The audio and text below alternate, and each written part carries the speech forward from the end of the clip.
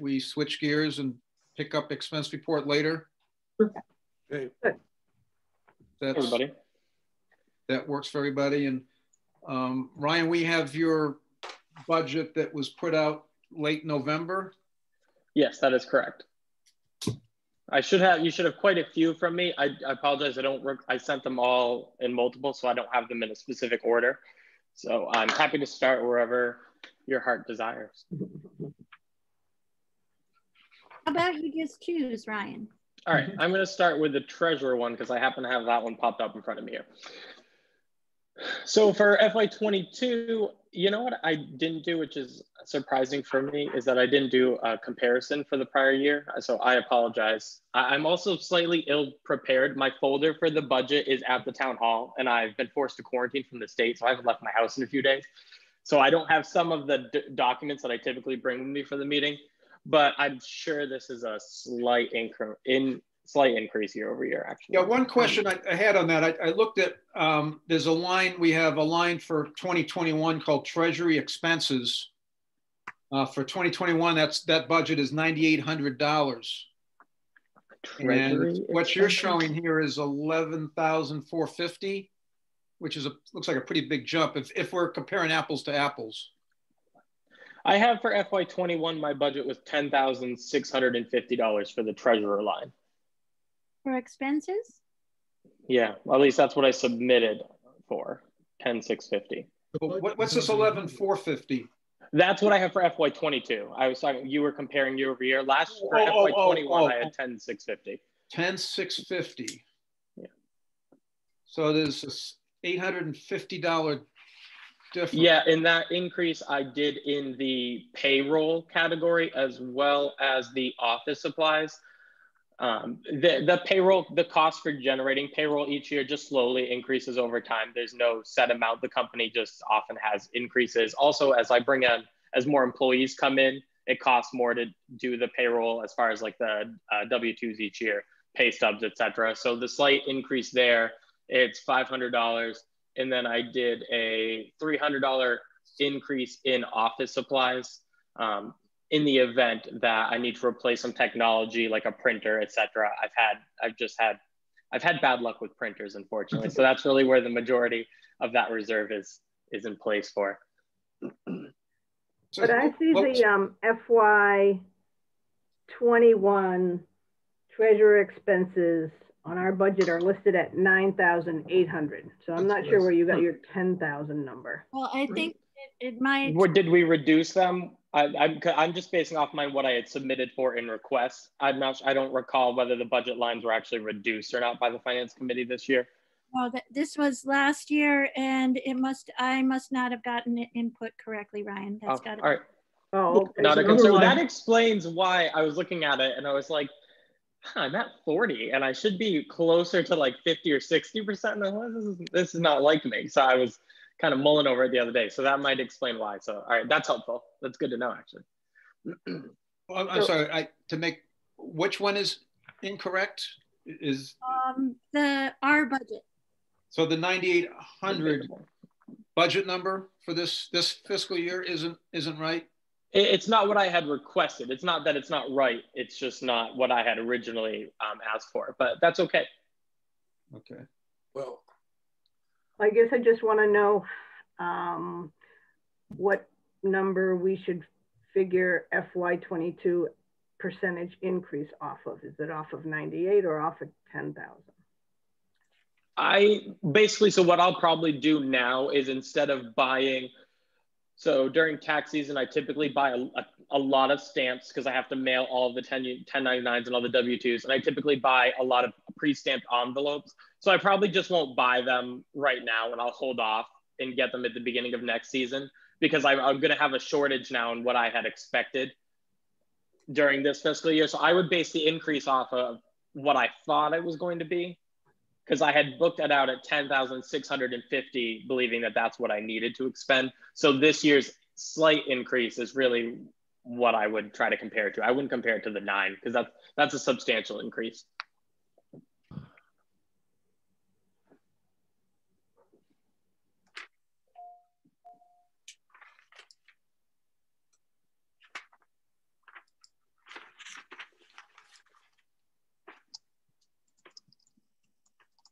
Actually, no, I'll probably save $500 roughly because the conference for mass treasurers this past year ended up getting canceled. So I probably will still be able to expend that budget line item and buy the envelopes that I need actually. So that works out rather well. It doesn't help for my education in the role, but it helps in that capacity.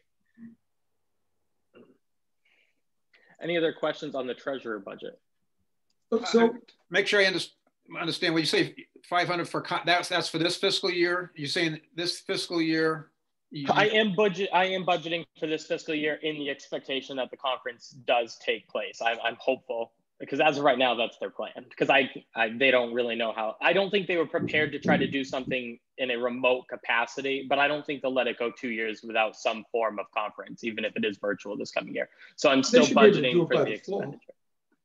Yeah, they should be able to do it by the fall.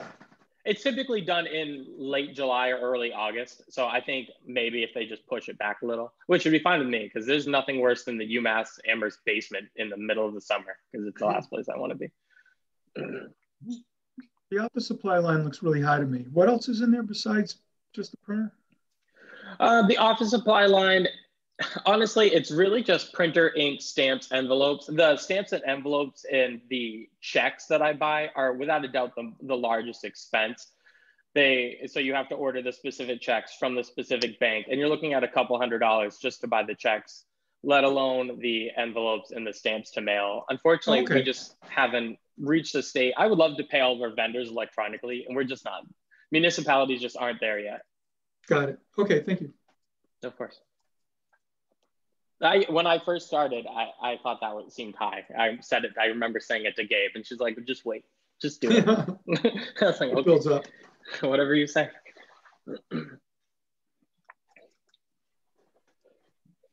Okay, so moving on from that one, if there's no other questions, we will go to whatever I have next. I have the veterans benefit budget. I do have all of my FY21 saved here. So I don't think I made a change to this one. No, so I didn't make any type of change in my request for this one. The purpose of this is in the event that we have a veteran move to our community and we have to be able to come up with our required funding to support them based on what is provided to them. The state will determine how much they receive and the town needs to be able to fund it.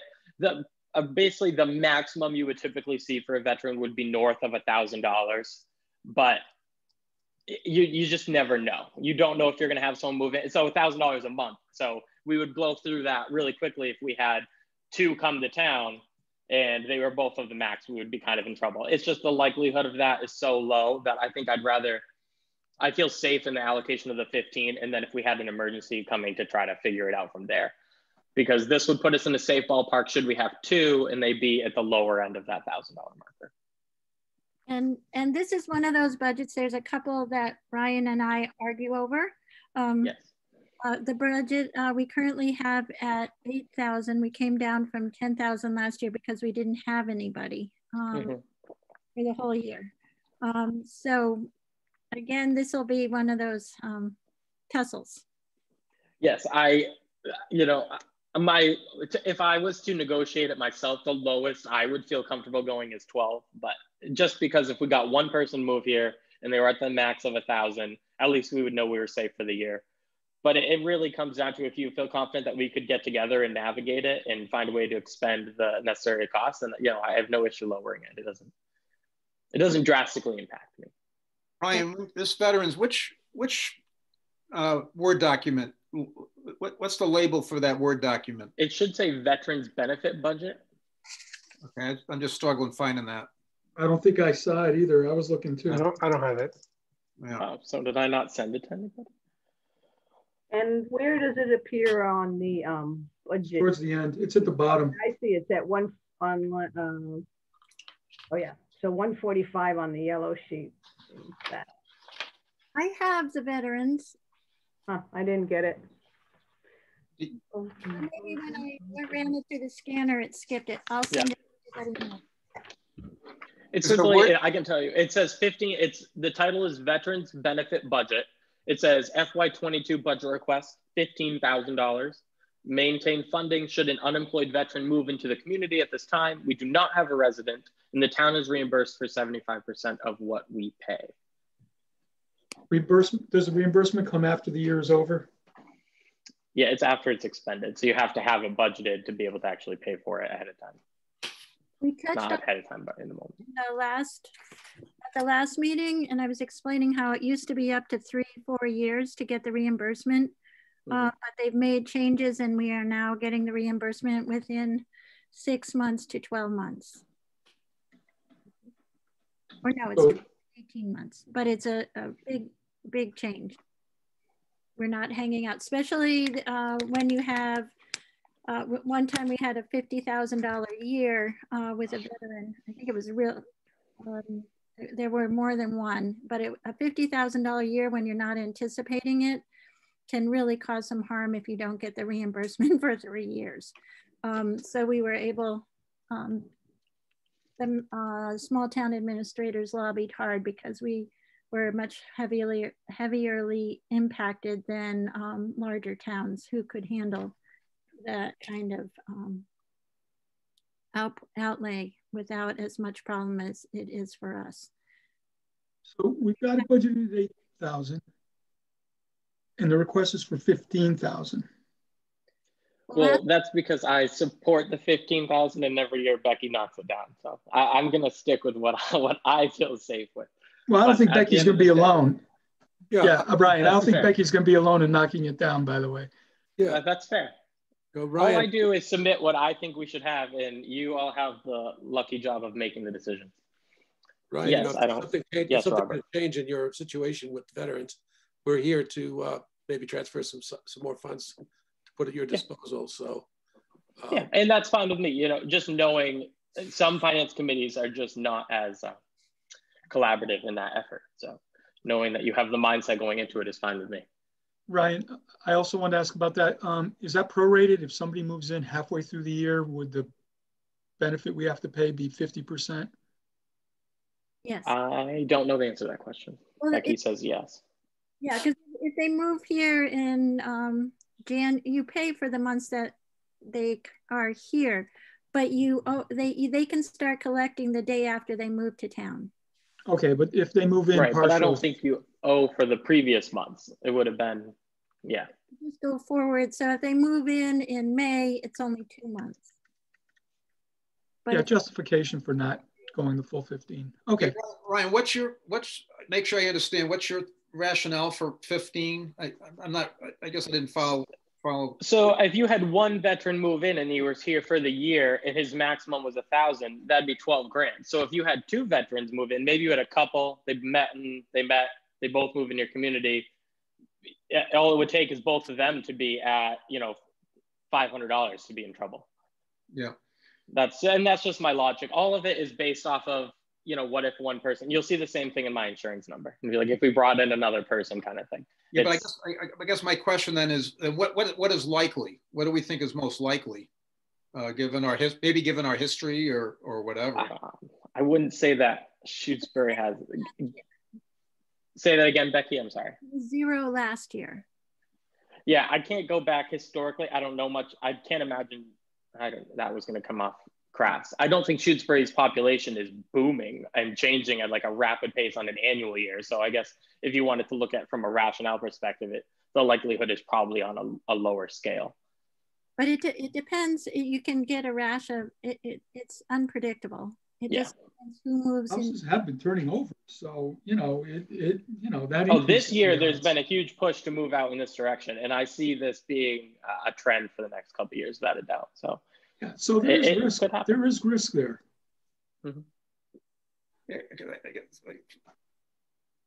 but like Bob said, we've got FinCom reserve for things like that. So we don't necessarily need to go to 15. Maybe we go 10. We can talk about that.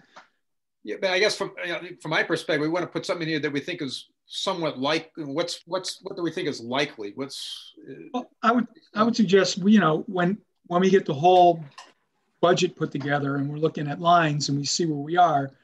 This is a line where we can adjust up or down, among others. But that's the way I would view it too. What can we handle? I think something like this, we ultimately want to reflect what we think is most likely. But I think what you're saying, Becky, is it could be anywhere. It's all history, based on history. It's all over the place. Yeah, and so if you're like right now, if we had somebody who'd been here from July, and we would budget the higher number. You know, I would go with the treasurer's recommendation for like 15, because it would be possible he'd still be here through the next year. But given that we didn't have anybody last year and we currently don't have anybody, it seems safer, less risky to have a lower number.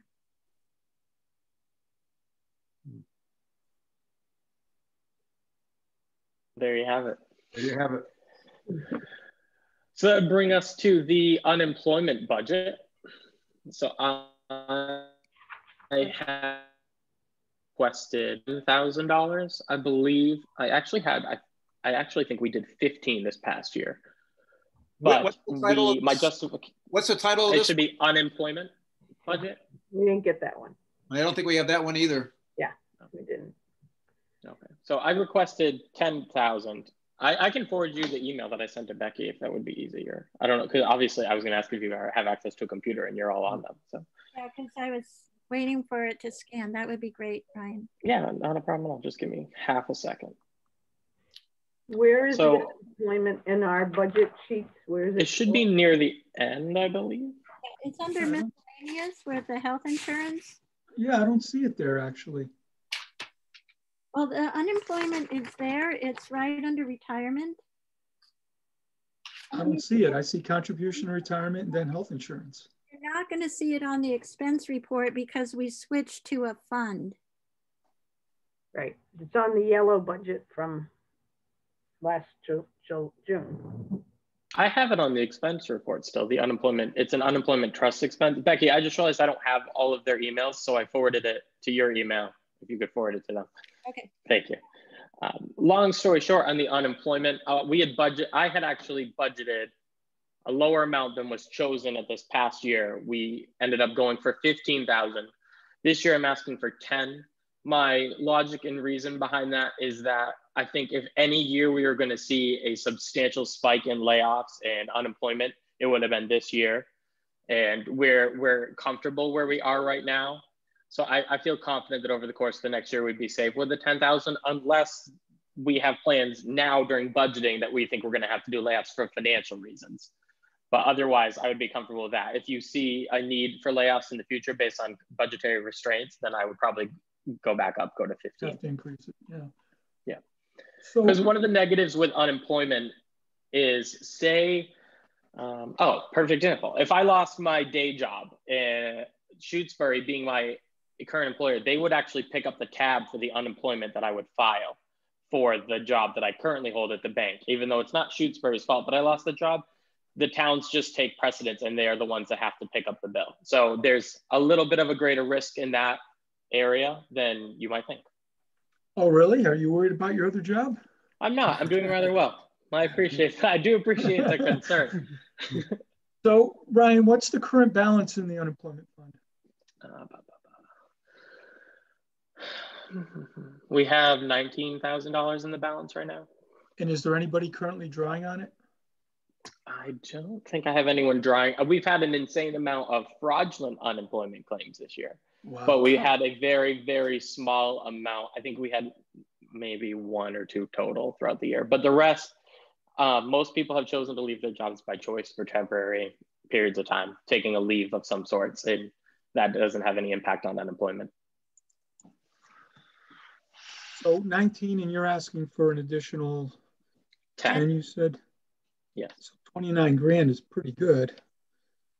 It is, but keep in mind, we fund it, whereas some municipalities pay for an unemployment, insurance company to cover the cost. Yeah, it goes down dollar for dollar. Yeah, exactly.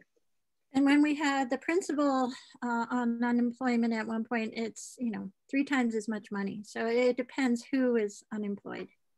Yeah, it's another one of those. It's similar to the veteran one. You just don't know.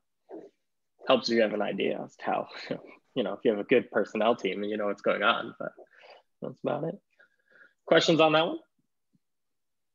Okay. You're suggesting a 10,000 increase? $10,000 contribution. So not necessarily an increase. Last year, I think we contributed 50. Okay. I have a question. Yes, I don't know.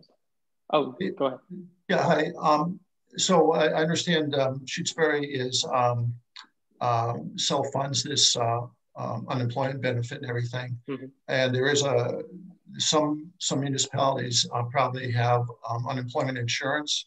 Mm-hmm. Is how often is Shutesbury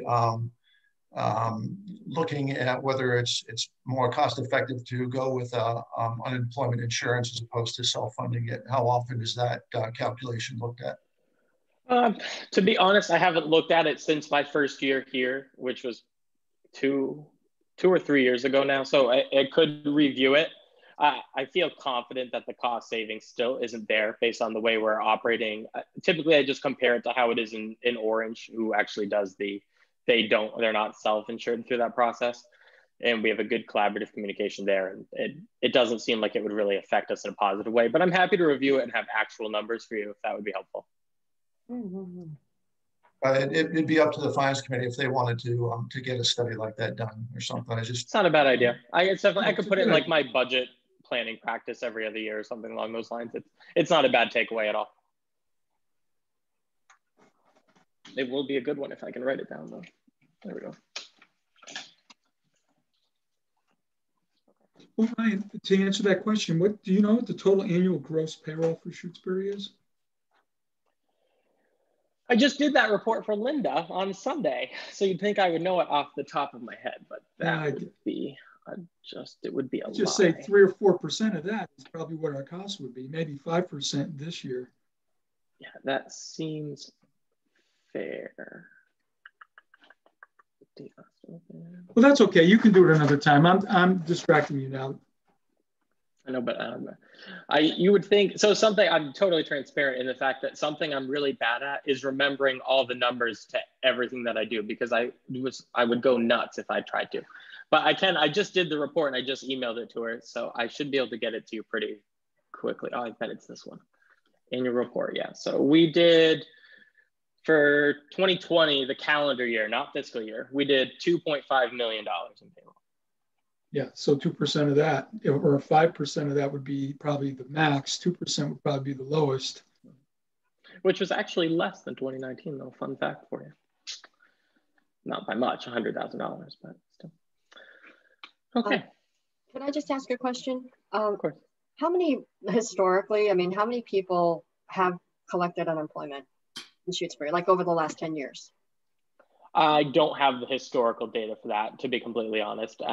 In the last couple of years that I've been here, it's maybe 4 or 5, maybe, which that sounds kind of high. But when I started, there was already one person on it. And then shortly after that, another, probably more like 3 or 4 in the last 2 years. So if you wanted to multiply that, you could. I just don't believe that. I don't know if that's historically accurate.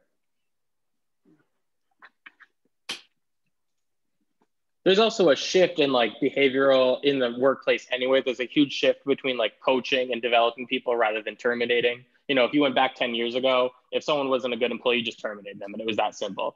But now everything is about repeat offenses and whether you're coaching them and are you helping them grow, and usually they quit on their own because they're unhappy, and that doesn't cost you anything. So there is kind of a shift in our overall dynamic as well. But it's like the veterans benefits. It's a bit of an insurance, and there's really no number you can peg to. I know.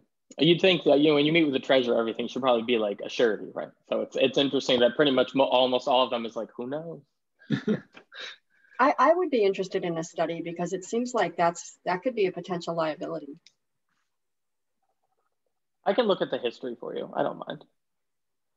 Well, just so you know, Melody, that, you know, again, the FinCom reserve could help close the gap. If it got really large, you go to a special town meeting and you have to make an adjustment to get more money, if I'm not mistaken. Mm-hmm.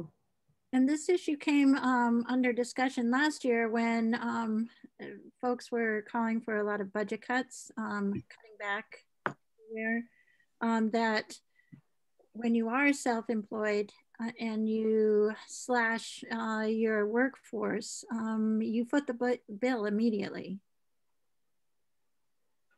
Mm-hmm.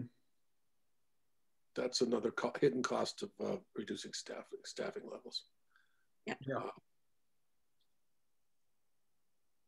But it's been a long time since Shutesbury has had mass layoffs of employees. Let's face it, if it ever happened at all. Yeah. The biggest place is the school. Yeah. When the school was decreasing staffing, I think we had a number of layoffs. Yeah.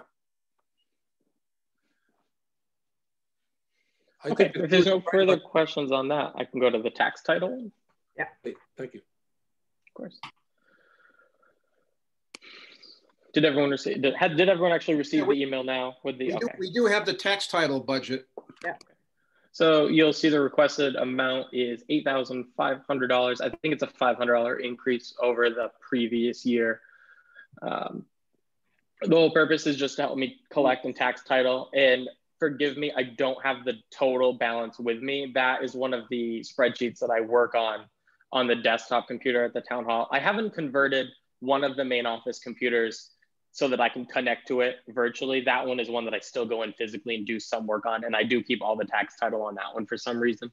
So I don't know exactly how much is in there. Ellen did collect a decent amount of people in tax title this past year. It was the highest takings that I've seen since I've been here. I have had maybe 4 or 5 people actually pay. And then you get those, actually probably 3 or 4, and then 1 or 2 of them continuously ask me what the number is and then don't pay. And then like a month later, like, I haven't heard from you. I'm like, yeah, you just don't want to pay it. But the purpose of this is to help us collect the funds in the tax title account. And I give you an example there of just filing is the $515. So I apologize that I don't know exactly how many parcels of land are currently in tax title, but it is the most it's been since I've been here. Wow. Just from this past year. It was down really good. Like at the end of last year, I think we had like 4 in there. It was fantastic. And then this past year, she took a ton of them. But I mean, there has been an economic shift. So go ahead, Robert. When you have to file for tax title, don't you recoup the money when eventually from the property owner? Yeah, so Ellen actually does all of the taking. All I do is collect what they owe the town. So we do assess. There is the actual past due balance on the parcel itself. They pay for the filing fee, which is just kind of an offset because there's a filing fee and they cover it. And we can also assess interest, which we do assess interest on them. So a couple of them you make some interest money on. There's a couple in town who they go into tax taking and then like a month or 2 they pay it off, like consistently every time. And all it really is just a huge time sucker for the employees of the town. So it's not like we make any money off them because we spend so much of our time doing the work towards getting them off tax title, and they go in each and every single year. So I wouldn't say it's not a huge money maker, but you almost always get the money back. I mean, you're never going to lose to like a bank or anything. But the money that you have in your account is going to be going out as to file, but it's not coming into your account. Is that true? That's correct. The income doesn't go towards the tax title account. So that's why you have to. It's not a revolving fund. I see. Any questions on tax title? It's a really fun topic. All right. So then we'll do short-term borrowing budget. So this is just give you a second to get it pulled up here.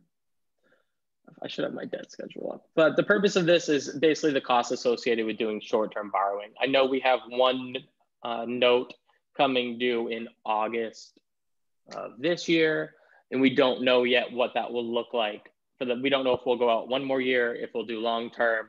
It all depends on where rates go. So we have to, regardless, you have to have the money in place to actually pay for the recording, to pay for working with the financial institution. We use UFASI to process most of these, and they aren't cheap.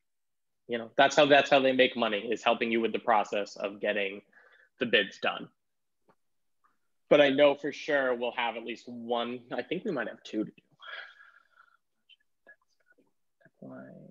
We'll probably have some coming up that we'll be talking about soon, Ryan. Okay. I was looking for my desk. What are these notes for? This is a fiber network. Oh, okay.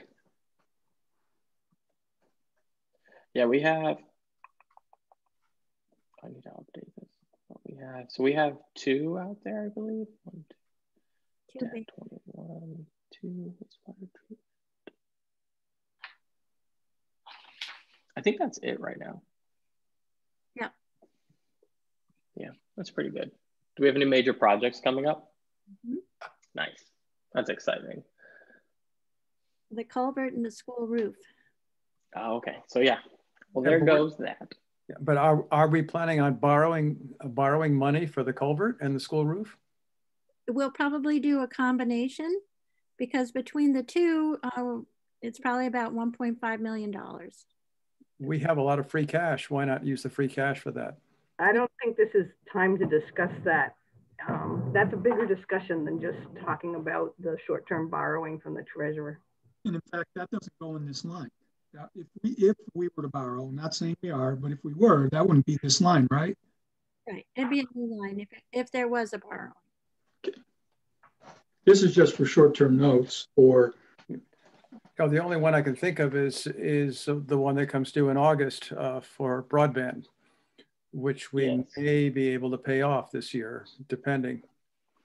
That would be fine with me, because yeah, well, we're working on it. Well, doesn't that all show up under the broadband enterprise, that kind of cost, as opposed to our town budget? For which part of it? Debt service and broadband. Any broadband related costs, would those show up under broadband enterprise? They do have the payments under there on the enterprise fund account.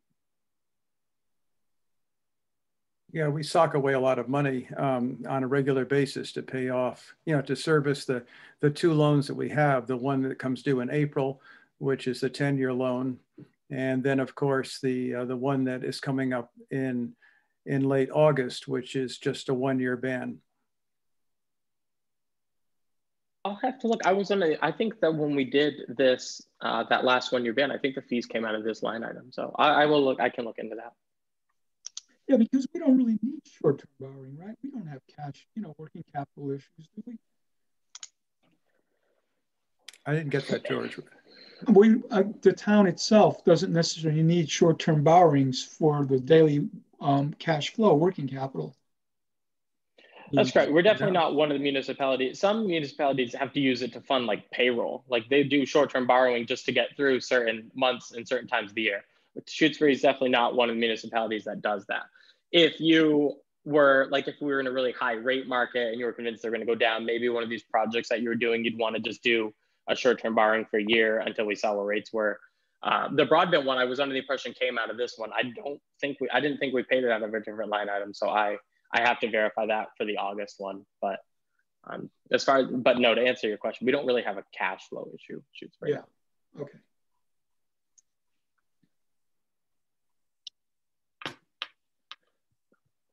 So next I have the OPEB trust budget. And what are you recommending? I recommended $50,000, but I can't even remember a discussion last year. This is one of the ones where I feel like I just write a number down and then you all just pick whatever you want anyway. So I don't spend an insane amount of time thinking about it. Because I think you had more to put in last year, if I remember correctly. The year before we did. Gotcha. Yeah, 50,000 is what it's been for a couple of years from the budget. And then when's the next actuarial report going to be made? We need to do it. That's actually the next one, but that's the FY20 and FY21 review. So as soon as this fiscal year is over, we'll have to do the actuarial on it. So that's my next budget topic. So we're going to get new information about where it stands and what the funding looks like, the present value of it. Okay, I mean maybe. All right. If you have 50, great. If you don't, do what you can do. The whole point is to show right now. At least I think we're safe until the next actuarial. Right now, you're just proving that you're trying and you're putting an effort to some capacity, and that's really all that I asked for out of that one. So you'll see the next budget line item is the OPEB actuarial, and we're just putting $2,000 towards that so that we have the money to do the audit in the actuarial in a year from now, basically. And that'll put us where we need to be. I can't remember, oh, it's right there. We need to have over $6,000 in there. And this is me being honest from my experience in Orange. I find it's a lot easier to just keep something in a budget than it is to try to put it back in. So I think we might be slightly over 6,000 with this in there, but it'll be 6,200. Right now we're at 4,200. Okay, exactly. So slightly over, but it's enough to get it done, which is what we need. I've got a question. I realize that I'm not the chair, so I apologize. I shouldn't technically be giving people permission to speak. So whoever is the chair, you are in control, not me. I apologize. Yep. Yeah, Susie. So on the actual spending for FY20 was 3,200. Was that was that trying to accumulate the money, or it was actually spent on an audit? No, it was not spent. It was carried forward. Carried forward. Okay, thanks. So just to that point, if I may, we budgeted 1,000 last year, and then we carried over 3,200. That's why we have an adjusted budget of 4,200. Yep. I think last year, I think was a tighter budget. So I knew we could make up for it this year. Sure. So we did a little less, basically. No, that makes sense. And now the 4,200 plus the 2,000 gets you to where you need to be. Right. And so it makes sense to me that we probably want to put in 2,000 every year if the bill is going to be 6,000 every 3 years. I agree. Everyone remember that he said that. Writing it down. All right. These are recorded, aren't they? These are recorded. So it's one of the benefits. Careful what you say. Mike. Yeah, I had a question on the OPEB budget itself there. So, you know, I've looked at that actuary report a little bit, and right now we've got about a $2 million liability for that. We've got like $1 million in free cash and everything.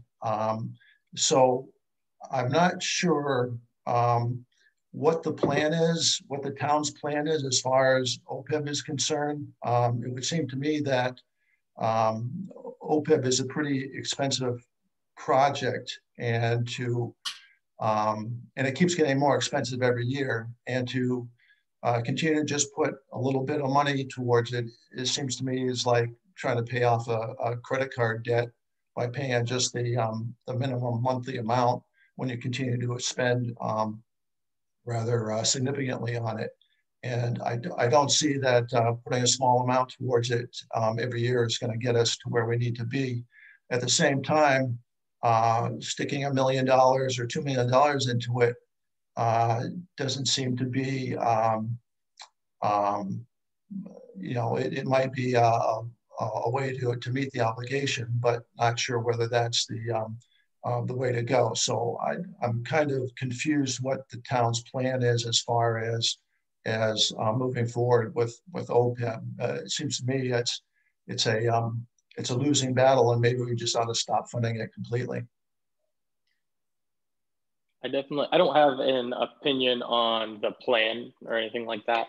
I don't think it's a good idea to stop funding it. I think I don't know of any municipality in the state that is in a position where they have met the obligation and they're comfortable in that. But I think it is really important to show that we're aware of the obligation and we're doing what we can to contribute to it. It's definitely not been recommended by auditors that you drain free cash to fund it. It's no different. You could argue your obligation is that you're going to retire in 30 years and you don't have the money put away yet. But if you don't have any money to fix your roof that could break tomorrow because you drained your savings to fund your retirement, the obligation the hindrance is still there. So I wouldn't recommend draining free cash or anything. And I definitely think you should make a contribution, but I have really up to you how you would like to move forward with an actual plan as to how much a year, etc. As far as the next one, which is the Medicare tax budget, all I did with this was did a slight 3% increase, assuming that there would be a 3% increase in payroll over the course of the year. and which is how we would come up with our contribution to the Medicare. So $42,600 is what I've requested. If you think you're going to hire a lot more people, I would increase it. I don't know what that's looking at. I know we appear to be, from my perspective, I have a tendency to accidentally offend people, but we have an aging workforce.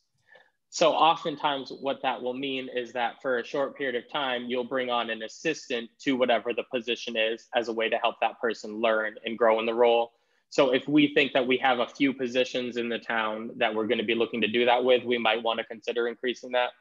But at the same time, you can look at maybe having that fall away in a year. When the primary retires, you don't fill the assistant. The new replacement is usually at a lower wage. So it's more of like an interim increase, but it's something to consider.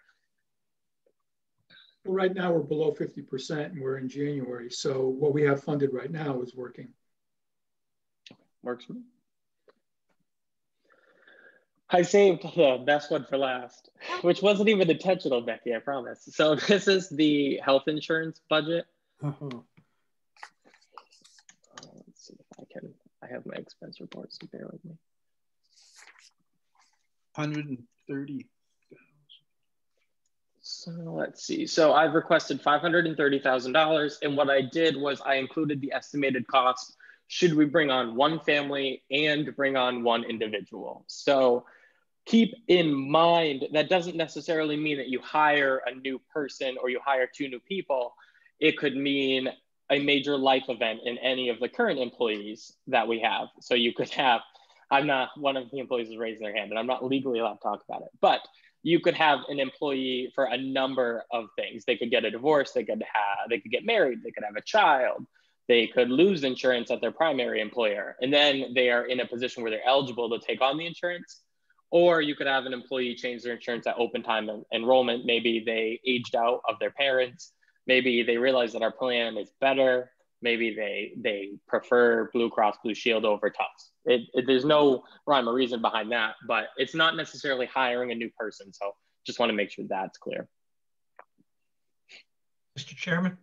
Yes. Oh, that's not me. Sorry. Oh, I'm so sorry. I'm looking at I'm sorry. I'm looking at a spreadsheet. Is somebody raising? Jim, I ask, just to buttress Ryan's point, I'm coming on the plan in March 1st as an individual. I had not been on, but I'm coming on in March 1st because I've lost my other insurance. So I have to come on. Luckily, we budgeted for that last year. I know, because I told you it was coming. Well, that's too bad that we budgeted for it last year because we're right on the line right now. So it might push us over. Not that we're saying you shouldn't, Kevin. I have no choice. To be fair, right. I think we're going to have an issue in this line item before the end of the year. I really do. This is one that I would really like to see. So to Becky's point at the beginning of the conversation, we don't always see eye to eye on this one. When I first started, I used to do 2 family and 2 individuals. And of course, we've had budgetary restraints like most municipalities on, the side of the state. So, but I do think we're going to be short a decent amount. How far short, Ryan, you think we'll be? Maybe like, probably like 15, 20,000 maybe. We were, what, 8, 12,000? Perhaps. Past year. Say that again. I couldn't hear you back. I think we were 8 or 12,000 short this past year. FY20. FY20, but we had boosted it up to the 510. We had cut it to the bone about 3 years ago. And yeah. Because the it's been steady since. There was like one cut, like to your point, a few years ago that really brought it down, and we were okay in level funding it for 3 years. But especially right now, I think where the school is really hurting us because they seem to be bringing on new people. Oh, I'm sorry, Bob. You're on mute, Bob. I want to ask Ryan a question. I see the number there for a family plan, 16,360. Is that the retail or the expense of the plan, or is that the town's cost? That's the town's cost. So in other words, that's only 75% of the plan's cost. That is correct. The family plan would be 18,000 if you were looking at the actual cost of it. The town's portion is 16. So the town, and that is also, these are HMO. Sorry, I didn't mean to cut you off. These are HMOs. They're not the PPO, which is the more expensive plan. So this is just, and because that one is rarely chosen, so I went with the lesser ones. But it could happen that you have someone go for the higher amount. I just want to be clear that that's the town's cost, and I don't know what if the different employees have different benefits in terms of the percentage the town picks up. But from what I saw today, I see that the town seems to provide 60 to 75%. So that is a large number. I mean, for a HMO. Is there any way we can avail ourselves of Obamacare or Commonwealth Care or something here? This is extremely expensive. Ryan, just looking at the math, you said the full is 18,000 and 75% is not 16,000. Right. Right. So I think you might have an error. Be closer to 15, 14, 15. Well, 15 would be 20, oh, because yes, my 18,000 total. I meant per month. It's 1,800 a month. Okay. So I apologize. I was not speaking correctly because I just did the math. And I was like, yeah, this is right. But it's because I said it. So it's more like 20 grand. It's over 20 grand.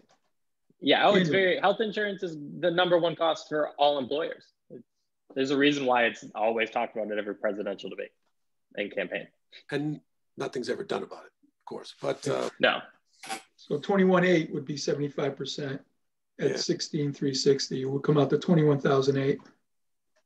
It is one of our plan, it's comparable to most municipalities. I wouldn't say Shutesbury is like a gleaming light in comparison to other towns, but one of the appeals to most employees to work in the public sector is the insurance benefits, because they are typically better than you'll find in the private sector, and pay, actual salary is typically lower. So it is something to consider. If your goal is to cut this as a way to save money, you're going to probably have to start paying employees more to have them have any type of appeal to want to work for the municipality. It is one of the offsets. We offer health insurance with I'm sorry, go back.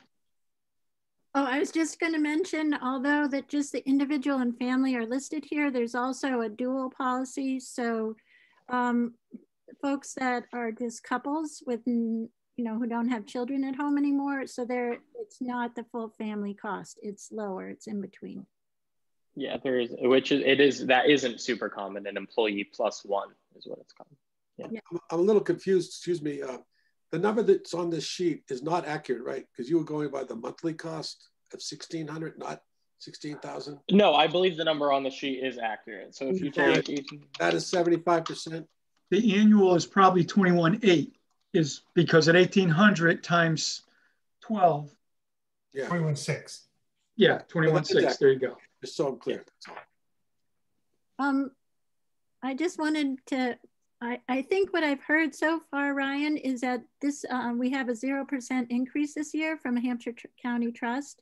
Is that? No, for the rate. Yes, that's what which is shocking, but I think we can thank the pandemic for that. Yeah. But I don't think that will be the case next year. I will be absolutely shocked. Yeah, but we have gone almost 6 years with 0% increase. Right. Oh yeah, I know last year they were just so adamant that it would not happen again. But I guess that's a part of the process. It's based on your lost utilization, Ryan.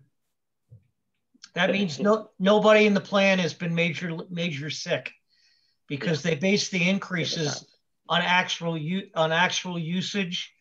So for instance, my local school system where I live had an extraordinarily high number of pregnancies one year, and the school's plan jumped 23% the next year.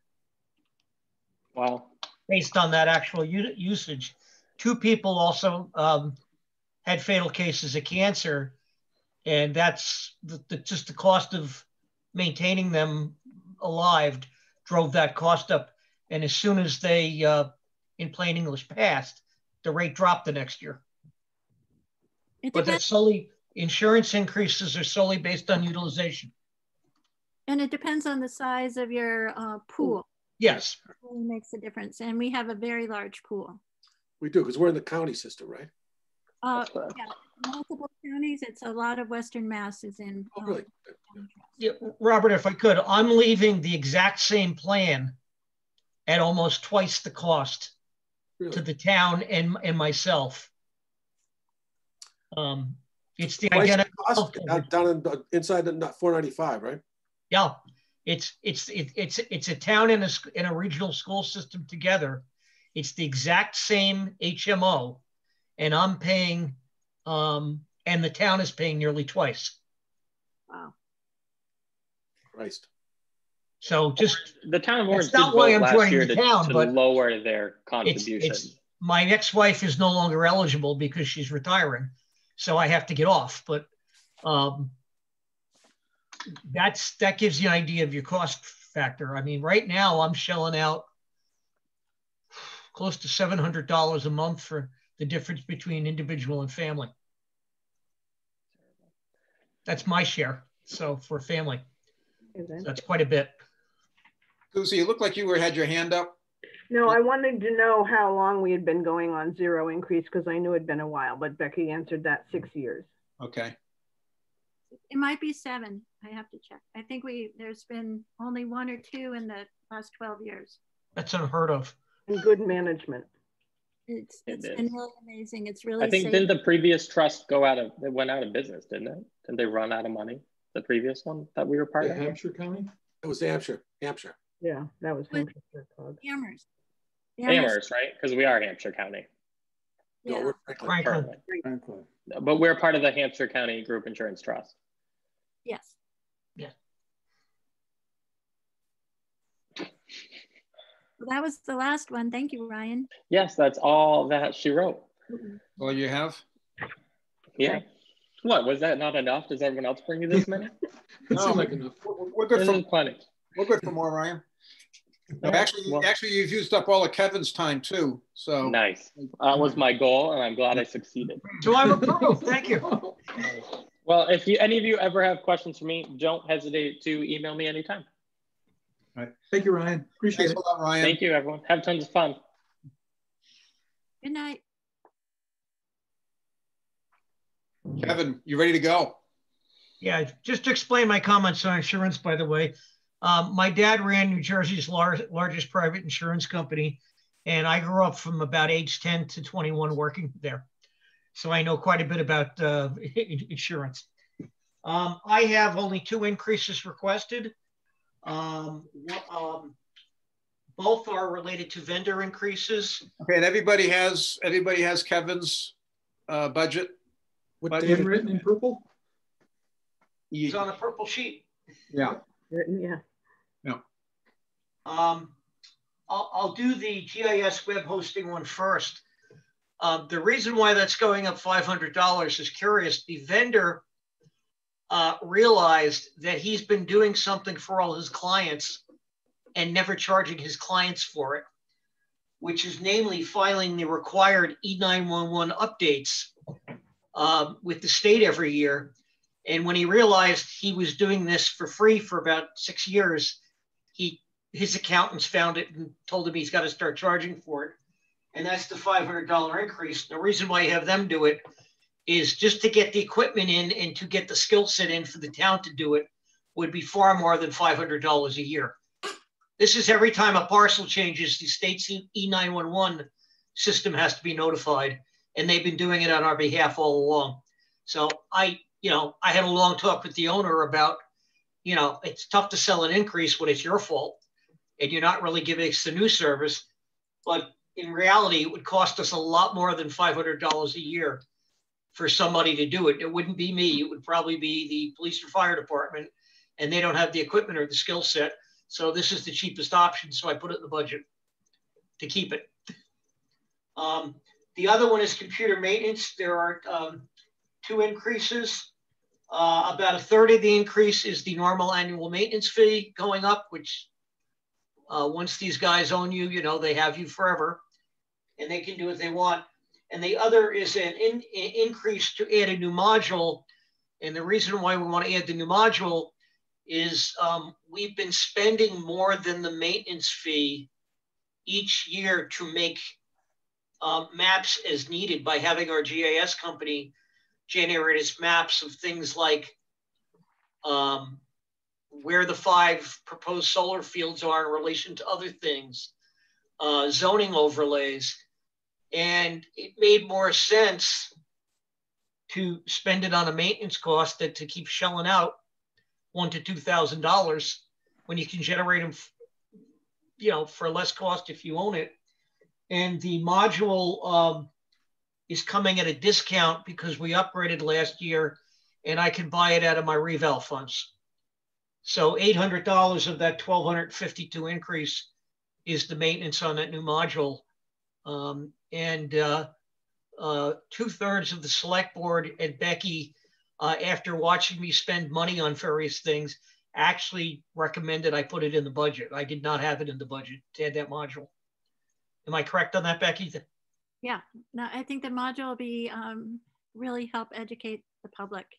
Yeah, and it's also a very easy way to show housing and tax trends and sales and things like that without paying an outside vendor to do it. You can just generate it right off the computer-aided mass appraisal system. So if somebody wants a map of like where are all these second homes in the town, most people think they're just around the lake. They're not. A growing trend in town is we have a lot of investment firms buying up properties all throughout the town now. And if you ask me where they were, I've got to go look them up. We could just have a map generate them. You could start having maps generate anything you wanted. So it just made sense to add that in there. And then the other one is the E911. Other than that, it's a level funded budget. I don't need any capital. I will add one thing though, just as I did last year, when the Board of Assessors declares some surplus from our overlay reserve. If you remember last year, I asked that surplus overlay be transferred into the reval account. We're going to do that again this spring. So you'll probably see a separate article on the annual warrant to take the overlay and put it back in reval account. And that's because it's already been raised once. I don't want to come back and say I need, our reval year is coming up in 23. We have about 16 things the Department of Revenue has identified we need to do. And I don't want to come back and suddenly say, I need you to appropriate, $20,000 or $30,000 over the next 2 years off the tax rate when the money is there. It just means it doesn't go into free cash, it just recycles back. But it's a good way of funding what we need to do to bring everything up to date. So that's a separate article that will be on the warrant. And I also, if you remember those who were on the committee last year, I also ended by just telling you things not in the budget, but that are coming up so you know about them. One is the cell tower. The property sale of that land has to close by January 31st or the sale deal is off.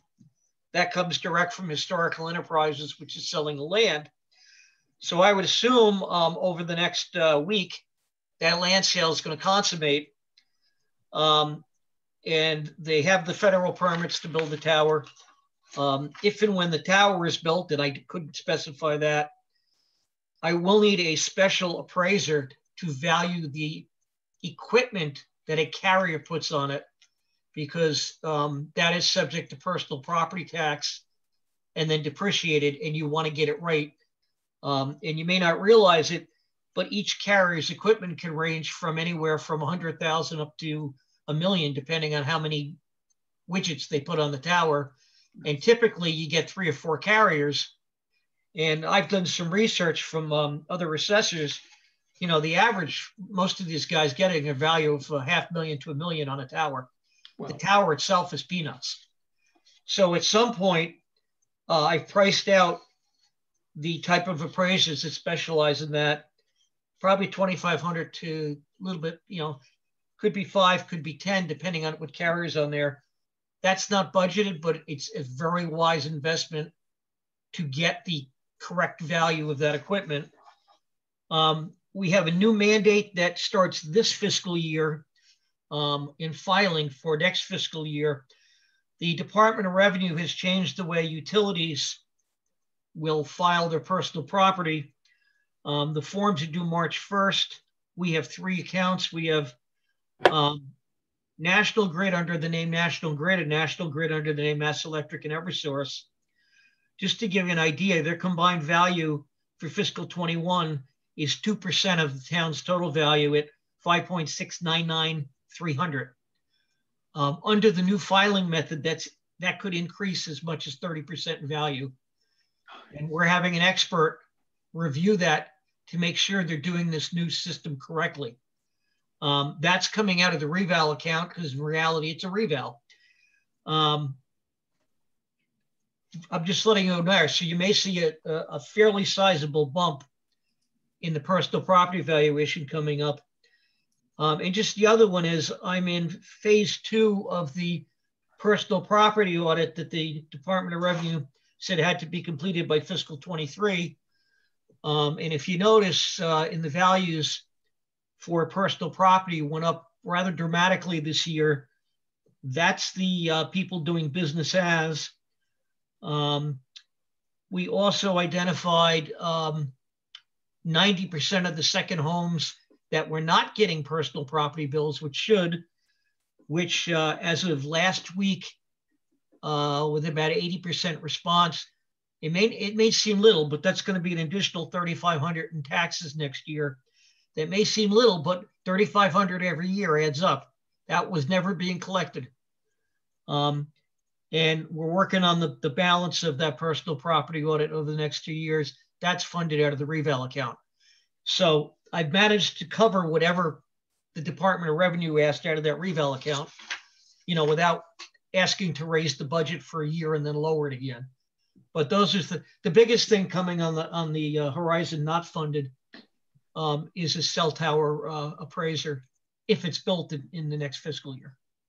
So you may see me, you very well may see me come in and ask for transfer for that specialized appraiser. I do not have the expertise to value cell equipment. What we have is a lot of guys who work for cell companies who took early retirement, and they go around the country doing this, and they know the exact cost of the equipment, and they usually, come down and say, this guy's got a switch ABC-2 and brand new, it costs $200,000, and you start from there.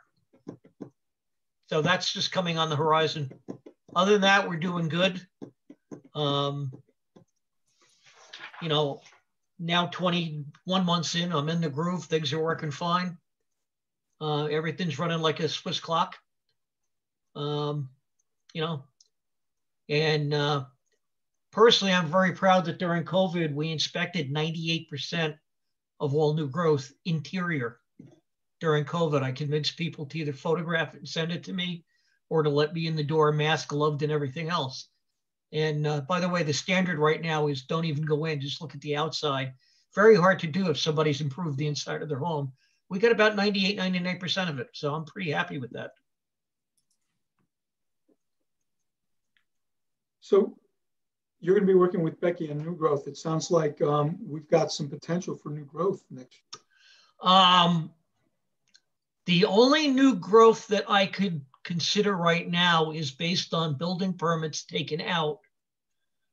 And of the building permits taken out since last July 1, there's only one that has a certificate of completion as of last Thursday, because I went through them all because didn't know it was going to snow. My plan was to spend tomorrow and Thursday driving around doing all the exterior work to get a jump on it, to give you an estimate.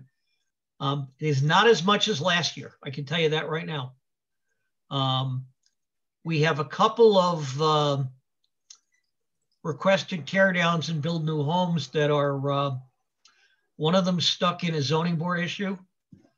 We have a new house going up on Pratt Corner that I drove by last week, and the guy hasn't even started framing. That permit was taken out 3 months ago.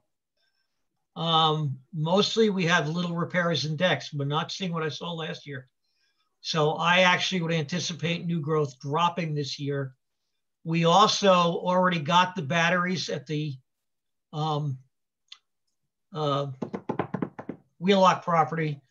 We're in new growth that we just claimed, so you won't have that again. And we're going into the third year of solar of the Wheelock farm. The new growth was captured on that over the first 2 years. So that drops off the horizon. And what I'm seeing building permits is for like 4 or 5 decks, enclosing a porch, There's actually a couple of permits to tear down houses, which of course subtract from growth. So I'm looking at it dropping, to be honest with you. And you don't count the utility growth as new growth. That's personal property growth, which is different.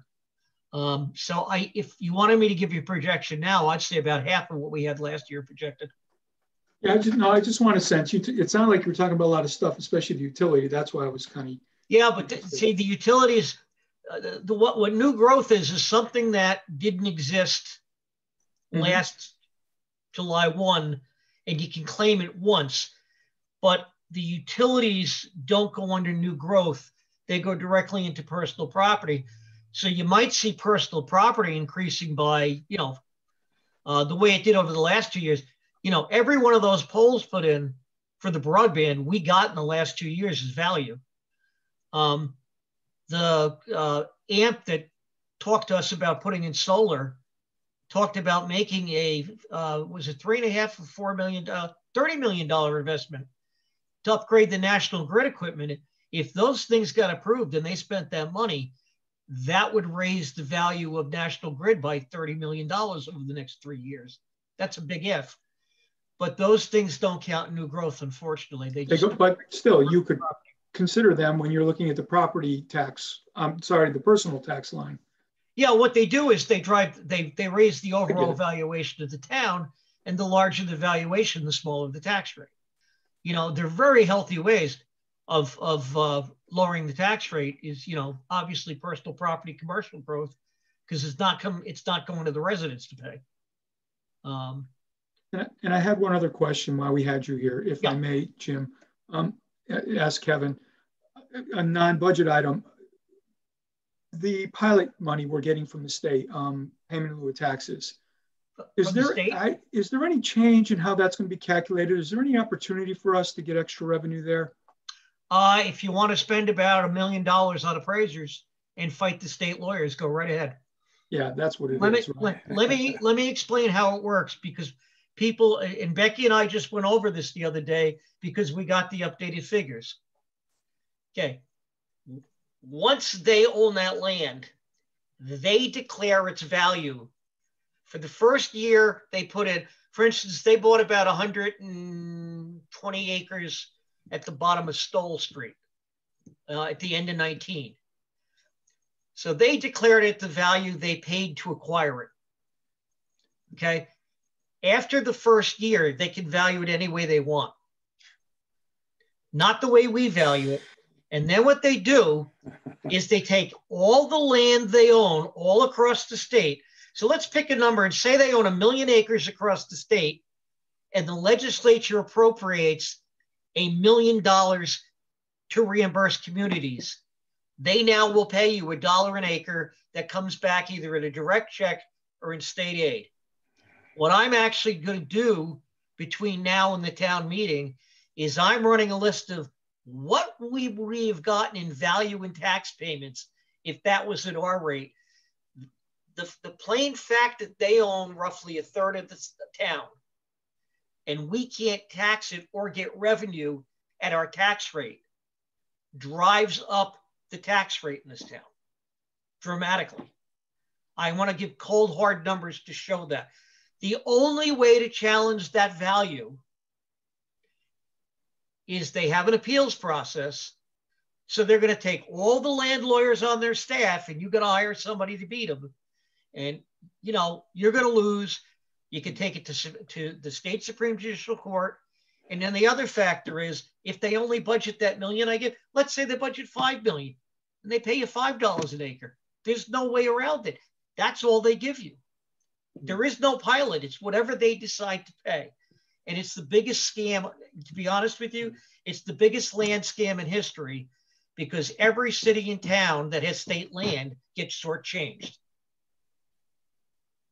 I mean, that's the honest to God view of it. And when you look at the map of Shutesbury and you put up the map and you see how much of the eastern part of the town they actually own, for watershed purposes. And the other thing is, there's 4 or 5 state agencies buying it. So you have the old MDC owns this part, Fisheries and Wildlife has that part, DCR has this part, and you start looking at it, you know, that's a giant tax suck, for want of a better word. I mean, it's great they own it, you know, it preserves part of the town, but in terms of a revenue standpoint, we're shortchanged forever. And that's the honest truth, George. Thank you. And I happened to be talking to a neighboring town Friday extensively about the amount of town land in their town, and they had the exact same comments. Really great, we got this great mountain and reservation. Really great, we got the Connecticut River and the state owns land on either side of it. Oh, but we don't get paid for it. It's, you know, and the state will tell you, we paid you for it. They're just not paying us. No, I know how it is with this state. Yeah. They're not paying us $22.61 for it. They're paying us whatever they feel like paying. And it's amazing when I'll be happy to get you last year's report and show you, because they actually have to the decimal point what they're paying you. And I keep going, we're getting it, you know, $1 something times the acreage. It boggles your mind. It really does. And they are by the way, they are the largest landowner in the town, followed by Coles, who also doesn't pay full freight because they're all under Chapter 61. So that's the most honest answer I can give you. That's good. I just wanted a picture. That's great. Thank you. That's not great, I mean, they have pages and pages on how to appeal, but practically, maybe a Boston could appeal and win. We can't. You know, I think if all 351 cities and towns appealed, maybe they do it. But in plain English, they got you over a barrel. They really do. It's worse than going to the appellate tax board. At least there you might have, they favor the taxpayer, but you might have a 10% shot of having the town upheld. I think going to the state, you got 0. Yeah. Okay. Thank you. You can tell I'm passionate about it. Jim. Yes. Kevin, one question, 2 questions actually. Yes. Don't you think it's rather unlikely that cell tower will go up and that there will actually be someone who's going to rent space on it? From everything I know about cell towers, and I've been looking at that business for 20 years now, is just, you know, the AT&T, Verizon, they're just really not that interested because we just don't have the population to support the expense that they're going to have to put up in order to build those towers. Not being an expert on it, my guess is, though, we have a glaring gap in the coverage of this part of the state. Everybody's in a huge push to 5G, and you have a glaring gap. You probably wouldn't see them put up, if they do go, you know, $1 million worth of equipment, but they could very well put up 100,000 a piece. You know, the tower itself is like 18 grand to build, if that. The likelihood, I can't tell you, but why did they then get it all permitted through the feds? Well, that actually is fair. That's not too difficult. That's not that difficult, but I think, Becky, you would confirm that we won't allow them to put the tower up unless they actually have a tenant who's going to rent space. It's in the planning board's decision. Yeah. That they can't. So, you know, it may never happen, but the proof to me is if over the next, how many days left in the month? Mm-hmm. If they close the sale, then there's still interest. If they don't close the sale, personally, I'd consider it an issue. We'll have to wait and see. 5G is really irrelevant because 5G is just simply not practical in any part of Shutesbury whatsoever, unless they start putting it on every single pole in town. I mean, it's just simply is not economical, or won't be unless they've got money to burn years down the road. From a technical point of view. My other question is, can you give me an approximate figure of how much money Verizon, National Grid pay to us in personal property taxes for the poles that they have in Shutesbury? I'm just curious. For the poles, I don't know. I don't have their forms with me. Yeah. You know, I'm just wondering how much income we get from them. Because, you know, being on the MLP, we pay them for their poles. I'm curious to know what the town gets from them because their poles are located on town property, and I'm just curious. I can tell you, they're due to file the new forms with me by March 1st. And it will specifically spell that out with the latest figures. Jim, if you don't mind waiting till I get them, I'll be happy to share them. I'm at home now, and the last year's filing is in the office. The problem is the way the old filing was, and this is why the DOR changed it, you couldn't abstract out directly the poles versus the transformers versus the facility on Pratt Corner Road that National Grid has. You couldn't tell what was what. With the new way of filing that the DOR mandated, that'll all be broken out, as well as their age. And they also put in something called QUIP, which is construction work in progress, that basically tells the value of what's halfway built or a third built and not fully built yet. And so that's the reason why the DOR changed the process. It was actually a Mass Supreme Judicial Court decision and an appellate tax board decision drove it. But I'll be happy to, when I get the 3 forms, I'll be happy, since they're a giant Excel spreadsheet now and not on paper, I'll be happy to give them to the board to look at, you know, so you can tell what's a pull. Just to tell you, you know, how much I go after personal property, I did have a long talk with Gail Huntress on just who owns all of the broadband equipment. Was it Crocker or the town? Because if it was Crocker, we could tax it. But it is the town, so we can't. Mm-hmm. I did check. You know, it's one of those things when I, as you guys probably know, I have my house in Shutesbury now, but on the days I'm making the 90-minute each way trip, the things that go through my head are like, hey, who owns that? You know, it's so, you know, I'll be happy. I'll make myself a note to give you the. Yeah, I'd love to see those figures. Bear in mind also, you should keep talking to Gail, because Verizon and National Grid, they in reality have absolutely no idea how many poles they own in Shutesbury. And when we started this whole process of building our fiber network, you know, we actually did a lot of their work in the sense that we were able to identify poles that they had no idea that they even had. So, you know, it's a very kind of peculiar situation.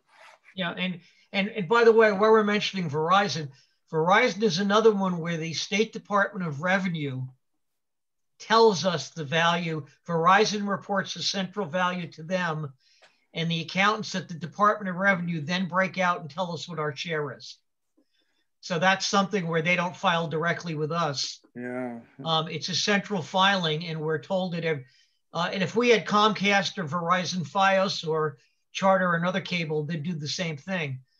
So that's another one where we have to take, the DOR takes their word that this is what they have in Shutesbury.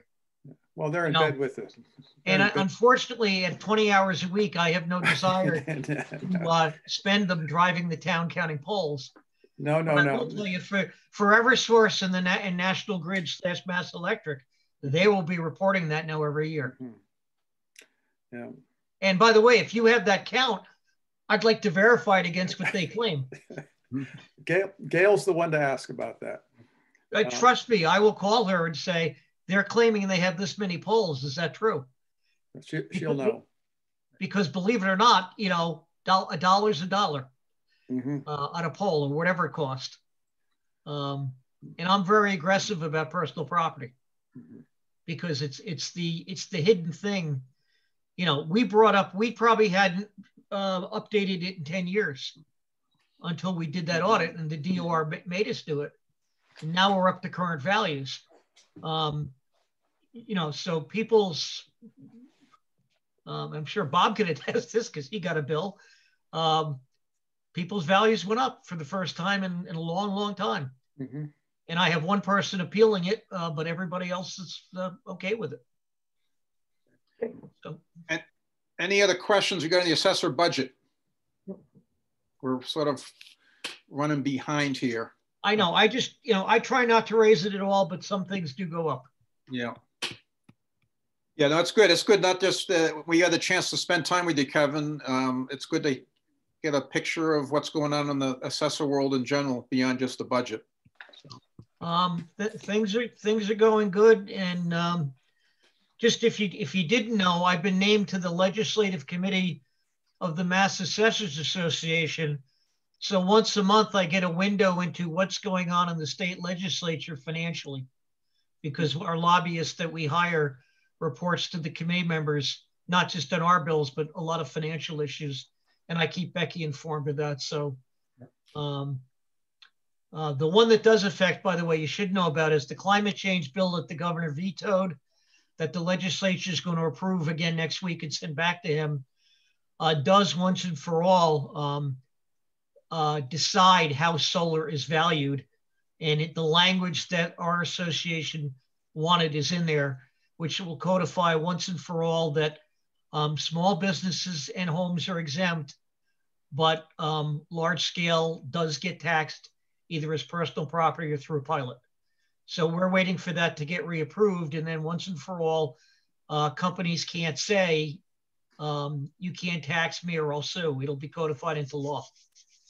And also that homeowners, once and for all, some towns have tried to tax homeowners, which are exempt, but it'll be in the law once and for all that we don't. And that's good news for the towns, should we ever get another solar.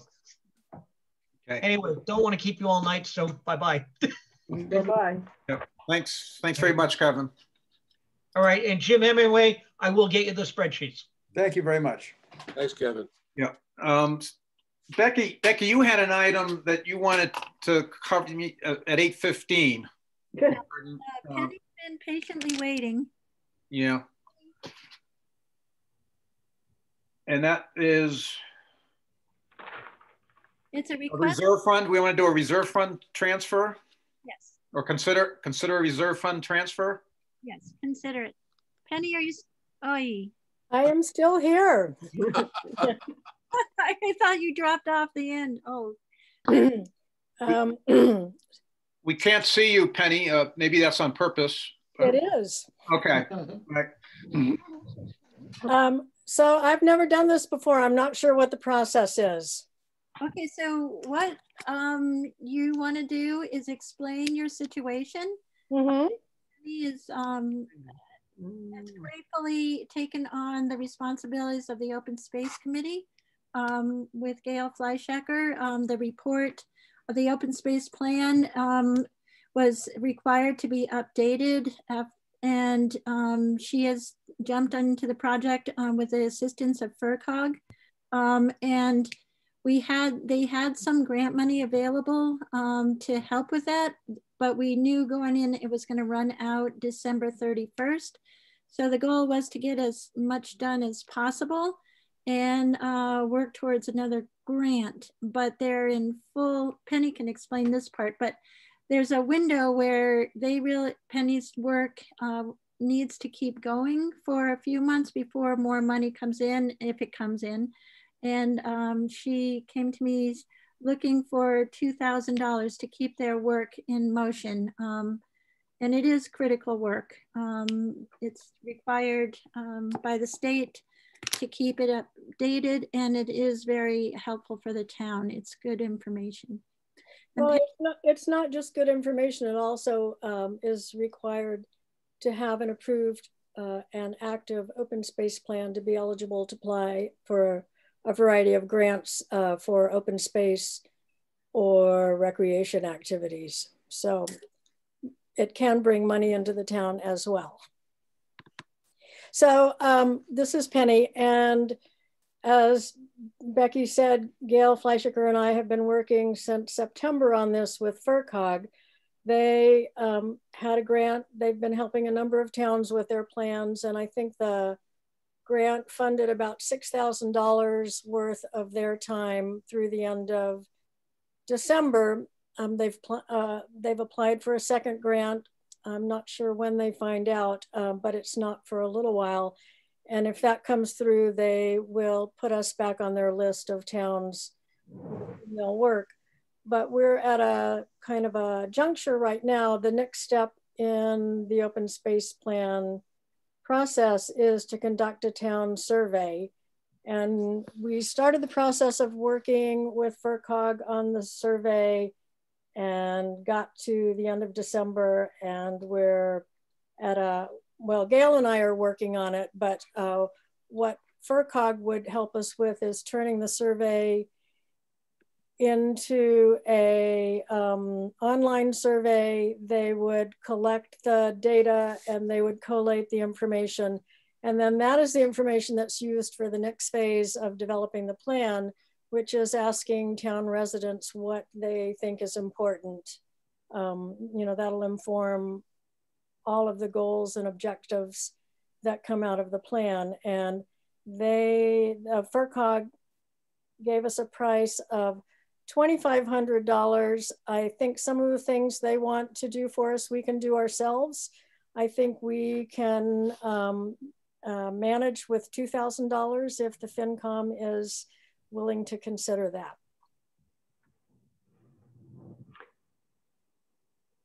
Susie. So is this a process, this is being requested out of the FinCom reserve. So is it, should I make a motion that we transfer $2,000 to the Open Space Committee for the survey? I'll second that. A question, I think, Becky, you alluded to this earlier, there's a chance that we would get through one of these grants reimbursed for this $2,000 sometime in the future, or? I think it would be the grant money down the line, Penny, I think would be used for the work on the rest of the open space plan. That's my understanding. I think the town would be would not be reimbursed for this particular expense. Right. Okay. And I will tell you that I tried not to come to you. I tried many other avenues to find money for this, but in the end, I wasn't successful. I had hoped to apply for a CPA grant, and I guess some towns do this, but our town goes by the rules very strictly, and we're advised that this is not a proper expenditure of CPA money. And I searched everywhere for money in the budget. You did. And I just want to say, to have Penny step forward, this is that in the past, this project has lingered for a long time, even with the committee of 5 people on it. And Penny and Gail are, you know, hitting it with a lot of energy and focus, and it does help build the town's ability to go for other grant money. And it's something we have to get done. Just a question on the mechanics. So when we would, as a committee, vote on this, we have a motion. Would we also need to sign off on a document, assuming we do pass a vote? We sign a document for the transfer. I will. How would that happen in this environment? I think in the past, Gail Weiss, our accountant, has accepted the official minutes. If, you know, in lieu of the full transfer statement, I'll have the transfer written up, and when we can meet again, it'll be in a file for you all to sign. But I believe it can be done by a vote of this meeting, and then the minutes being given to the accountant. Okay. That's great. So I'm clear, may I ask a question? This money will be spent on paying FERCog as a contractor to the town. Is that true? Is that what it is? Yes, that's right, Becky. Yes. Yeah. I just want to say that for me, this particular year, I mean, I'm very much in favor of protecting open space and conserving the natural environment in Shutesbury. But I really feel an obligation to try to be as restrained in spending as I can during the COVID emergency. So I just wonder whether you think that, considering that aspect of things this year, that we should be spending this money in the upcoming budget process, because I have my doubts about that question. Well, I will tell you, we have already benefited from $6,000 worth of grant funding that FERCog directed to our town. So they've been quite generous with us already, and they anticipate if the upcoming grant comes through, that a similar amount will be coming towards Shutesbury for the final, helping us with the final part of the plan. And I will tell you, I know this was all done in-house last time, and it took the committee 5 years to finish the plan. Gail and I are determined to do it in a year this time.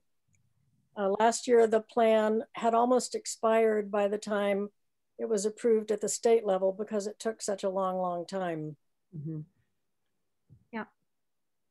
Ready to vote? And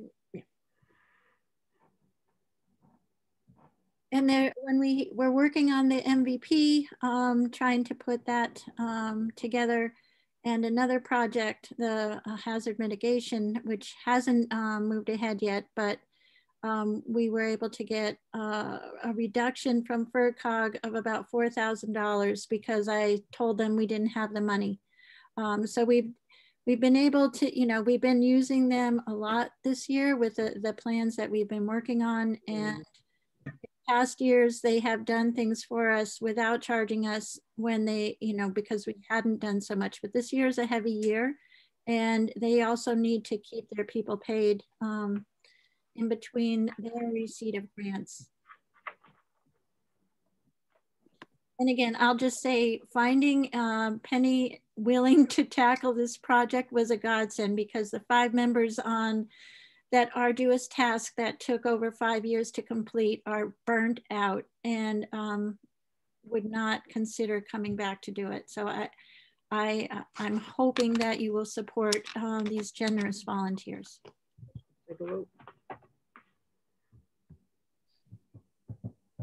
Any other comments, questions?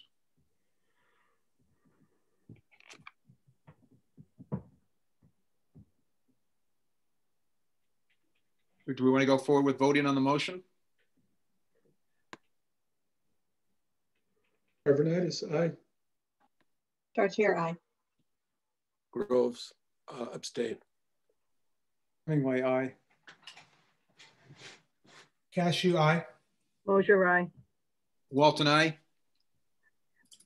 Okay, motion passes. And Becky, you'll let us know what step we need to take to and when AJ gets the minutes, if he'll, I'll grab them when you send them out to me and everyone. And Penny, then that means you can move ahead. Okay, thank you so much. Have a lovely evening. Hope you're not on Zoom for too long tonight. We're just getting going, Penny. Huh? Just getting going. Hey, thanks a lot, Penny. Thanks. Thanks for your work. Okay. We were going through expense report, but I think we probably have more. We have a group here that's probably more interested in town meeting prep. Do we want to get into that now? Sounds good. Given, I think the people we have online have energy around this, as well as this energy on our team on this topic. Just make sure we're all on the same page. We've had one town meeting, which was the beginning of December 5th or so. We had a couple of prep meetings in advance of that. We worked with our colleagues in the select board and school committee, came up with a plan for that Saturday meeting. We met at the Saturday meeting. Bob, you presented our position during that meeting. We heard from the other 3 towns, their positions. We all got up to speed on where things are with the different methods, allocation, statutory versus assessment. So we're all on the same page. We have our next meeting coming up a week from Saturday. So we want to be prepared for that. We would expect there'll be at least 1 or 2 more additional meetings beyond Saturday before this process wraps up with the 4 towns. So I think that sort of frames up a little bit where we are today. So I see tonight's discussion more about what we want to do or need to do in preparation for a week from Saturday. Now, one other thing we do have in the works for preparation, I think we have a meeting with the select board next Tuesday, or the select board has a meeting next Tuesday that I think we have an opportunity to participate in. Does that sound right, Becky? Oh, you're looking like. Everything's been, okay, so the select board moved the all boards meeting to February 16th. Yeah, but I'm not thinking of the all boards meeting. I'm thinking of, wasn't there a plan to discuss again with the select board and maybe the school committee, making sure we're all on the same page going into. And I apologize. The select board has been scrambling, trying to set up a meeting to talk about the police department, the police chief leaving. And we're hoping to do that on Tuesday and pushing the regular meeting till Thursday or the other way around. And that's what we're hoping to get information out about tomorrow. So that's been kind of on my mind, distracting the schedule. But we do need to have the 4-town meeting. You know, we will, I mean, have the 3 boards to discuss the 4-town meeting all together. And we'll try to do that on either the Tuesday or the Thursday, whichever is not the police evening. Yeah, okay. Like from our minutes, and as we discussed in our last meeting, that was, we did talk about getting together next Tuesday. Yeah. Yeah. So there's a chance that might not happen. We might need to move that. Well, if it does, it would be moved till Thursday. Yeah, I think that looks like it's going to need to move to Thursday. But it could be the other way. It might stay on Tuesday. I just need final word. Trying to put this other event together. Okay. So do you need to keep us posted on? I sure do. That would also include the school committee, right? Yeah. Okay. So given all that, maybe we have a little time now to talk about, we from a finance committee perspective, how we want to go forward. Susie. I appreciate your recap of where we are, but I would also include in it that the FinCom has remained clear that it wants to move to 100% statutory. That is not up in the air. The question is, what factors might we consider for our push for FY22? And we were talking about the effects of pandemic on different economies where Amherst has meals tax and businesses. And then Becky forwarded us a message from Steve. It was the FinCom, Amherst FinCom, that said where they were at and what they were hoping. Did you all? The message was from Steve, Susie, just, but it was based on the regional school committee. Yeah, Steve forwarded the regional school committee update. What was the date of that email?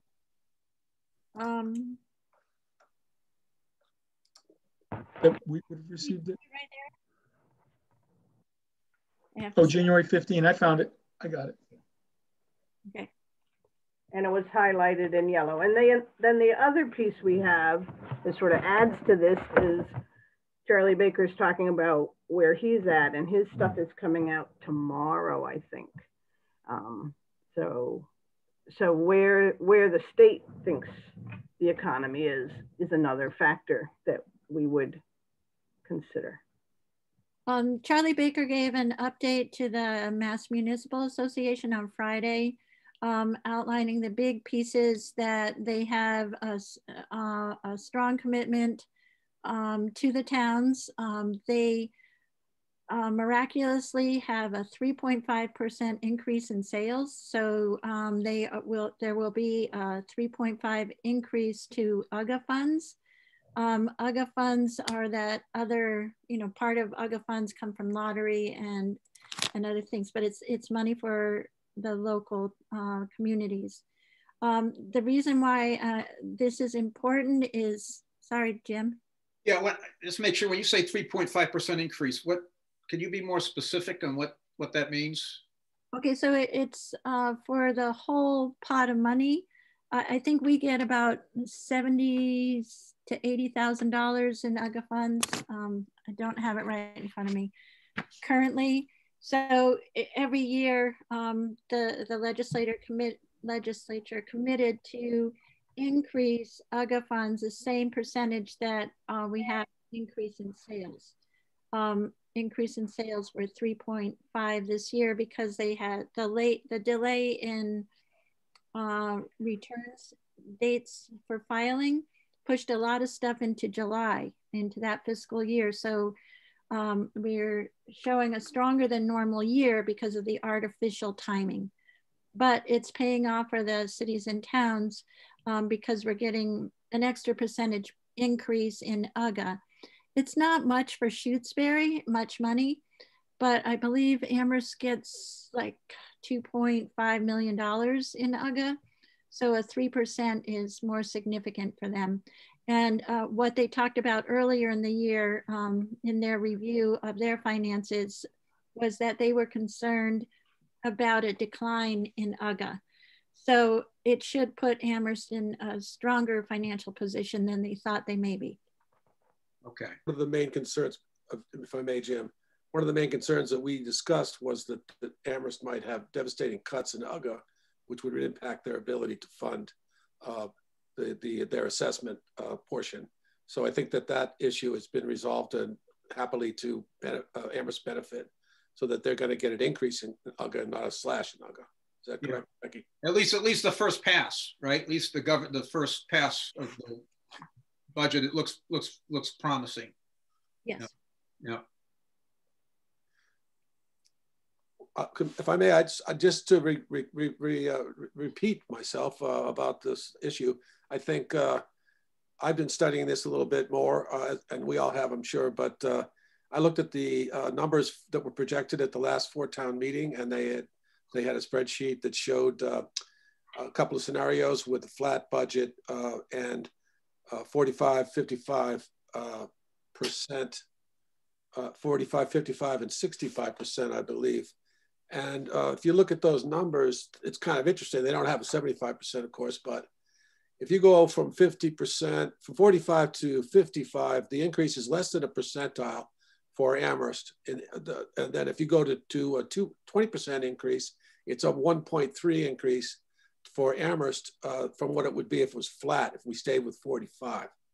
So I think it's a very small number. And if you look at that and you against the total of Amherst's budget, which I couldn't really understand from their documents online, but it's either 66 or $95 million, their budget. Their operating budget is 66, I believe, and then their total budget with capital and so forth is almost 100 million. So that number, that little percentile of increase is extremely minute compared to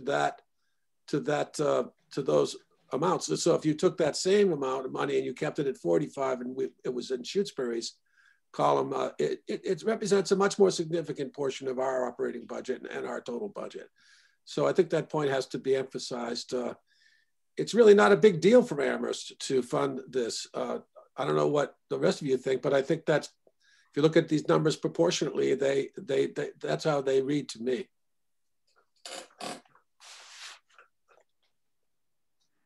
AJ. Yeah, I just want to add sort of one bit of context to this, which is that if I understood some of the points correctly from that meeting, all of the models that were presented assumed either a $1 million or a $1.4 million cut in services for the district, which is a significant number. And so I don't exactly know what that means in terms of our planning and discussion around negotiating the assessment method, but it is concerning. And regardless of sort of where we end up on this question, and I guess my only point I want to raise right now regarding that is that if there's some role that our negotiation on the assessment method prevents the worst case scenario, and I'm not suggesting that the two are connected or have to be connected, but if there's some way in which what we end up negotiating for, or where we end up on the assessment method, contributes to the scenario, the worst scenario for the district, which is a $1.4 million cut, I think we ought to consider that and talk about that and think about how that, whether that is something that impacts our thinking or decision making. Yeah, and AJ, that 1.4 million is that brought us to level funding from so year to year, basically flat from a funding level. That right. So I think million reduction. So, yeah. So I think if I remember correctly, the budget that they presented was it was level resources. It was yes. It was a level resource budget, and in order to get down to level funding, you had to reduce by 1.4. Exactly. Yeah. None of these are level resource. Neither one of these two, right? No, the 1.4 million, the 1.4 million gets to level funding. Right. Right. But the 1 million is not level resources. No. Right.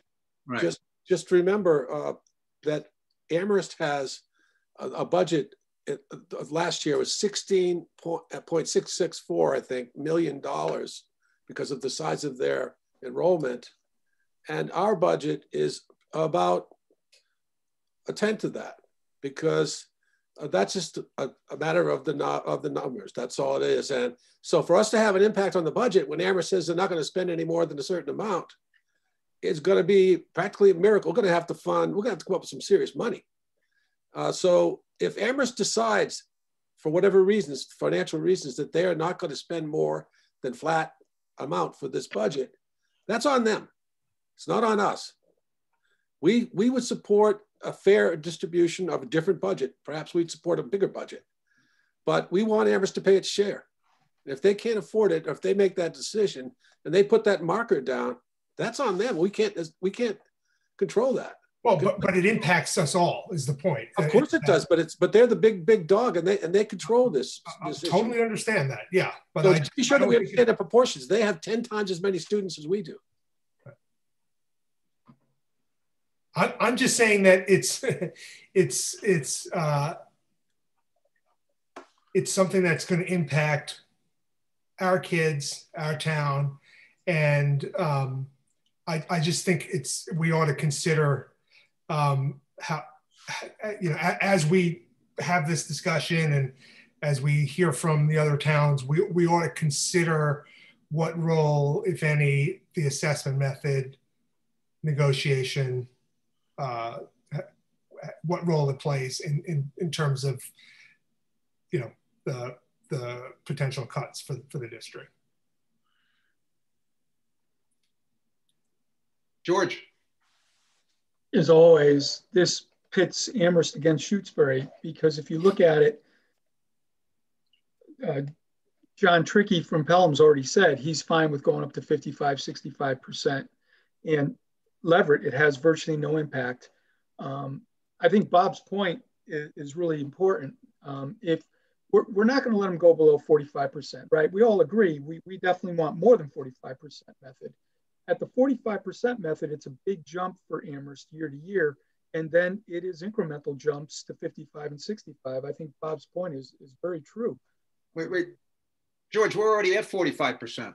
That's what I'm saying. If we stayed at 45% year to year, Amherst jumps on the million decrease, it jumps by $500,000 just by staying on the same method based on the numbers that were presented in December.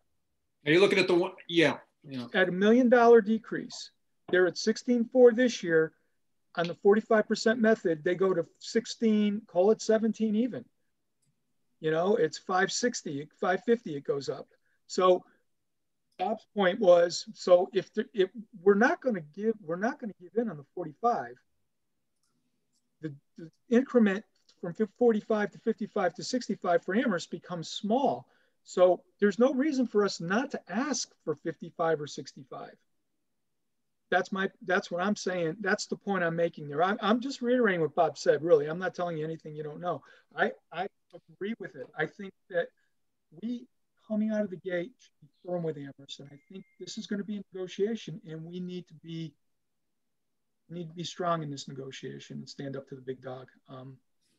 That's what I want to say about this. And the $1 million is 3% of their budget. So they would have to find 3% to cut in their budget.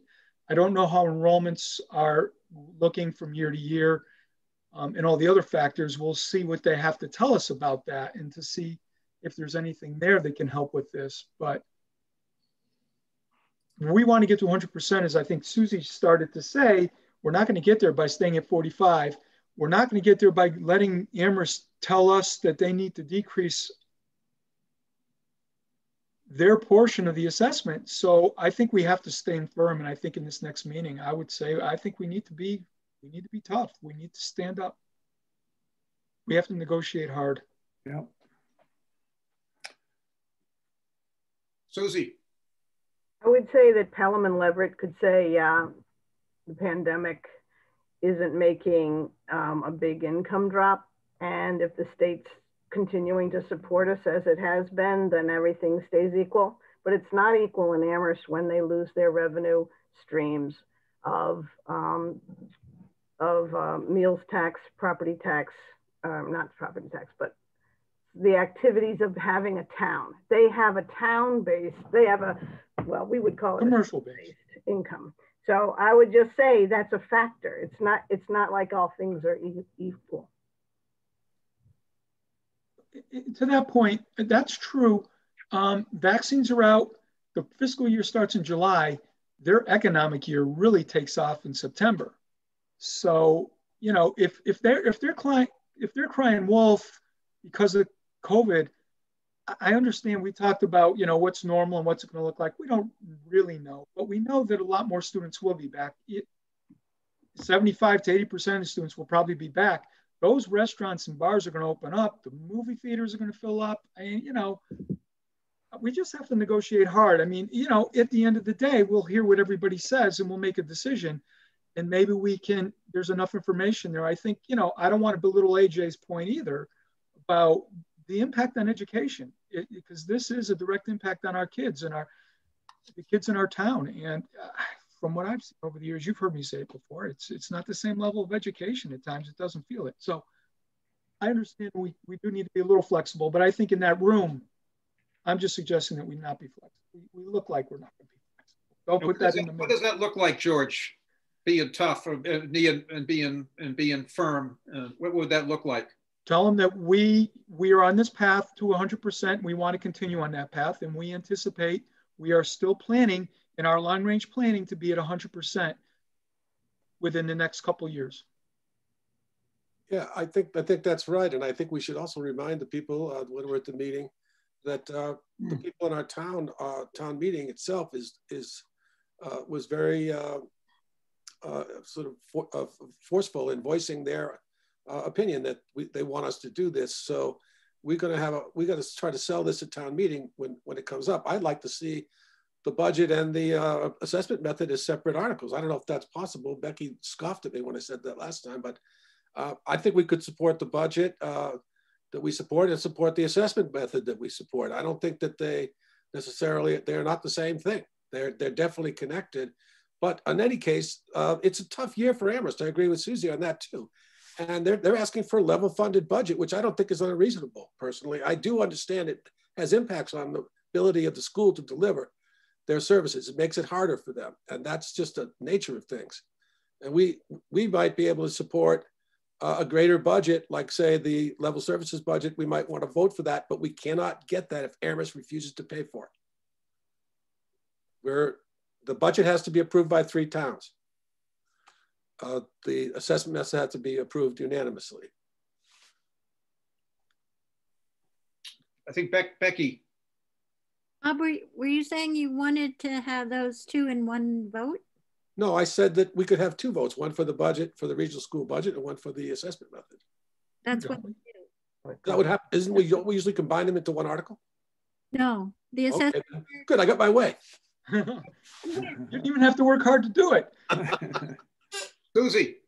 So I wonder if what we could do is say that we want to get 55% towards statutory and we support the $1 million cut budget.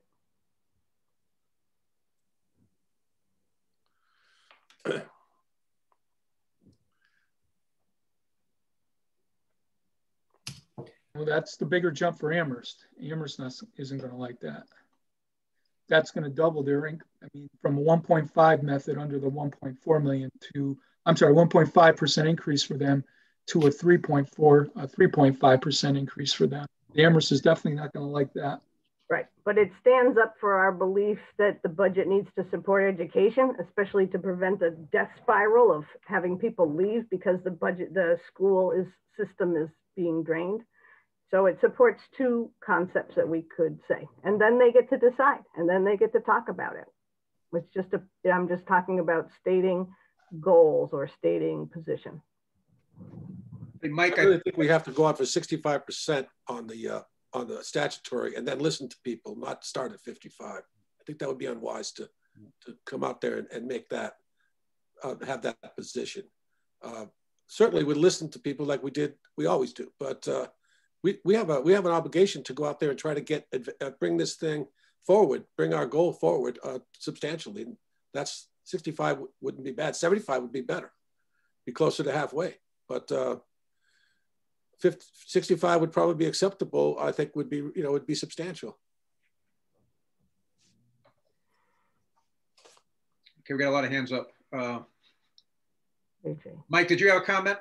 I did, but if I could come back, I prefer to hear the Finance Committee members speak first.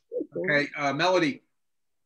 I was just curious, have we or does it make sense to outline a time frame for when we're at 100%? Because I thought I saw something saying that this was going to happen in 5 years, and we're at the end of 5 years already. So I'm just wondering, like, what is the time frame, and is there a way to articulate that? Yeah, my view on that is what George was just talking about. George just, I think, answered that a bit ago. He said within a couple of years, getting to 100%. Yeah, but I mean, that's very, yeah, I heard that too, but I guess I'm feeling like that's a couple, could be 2, it could be 3. Right, something more concrete. Yeah, that's my point. I think we need to be very exact. Yeah, agree. Okay.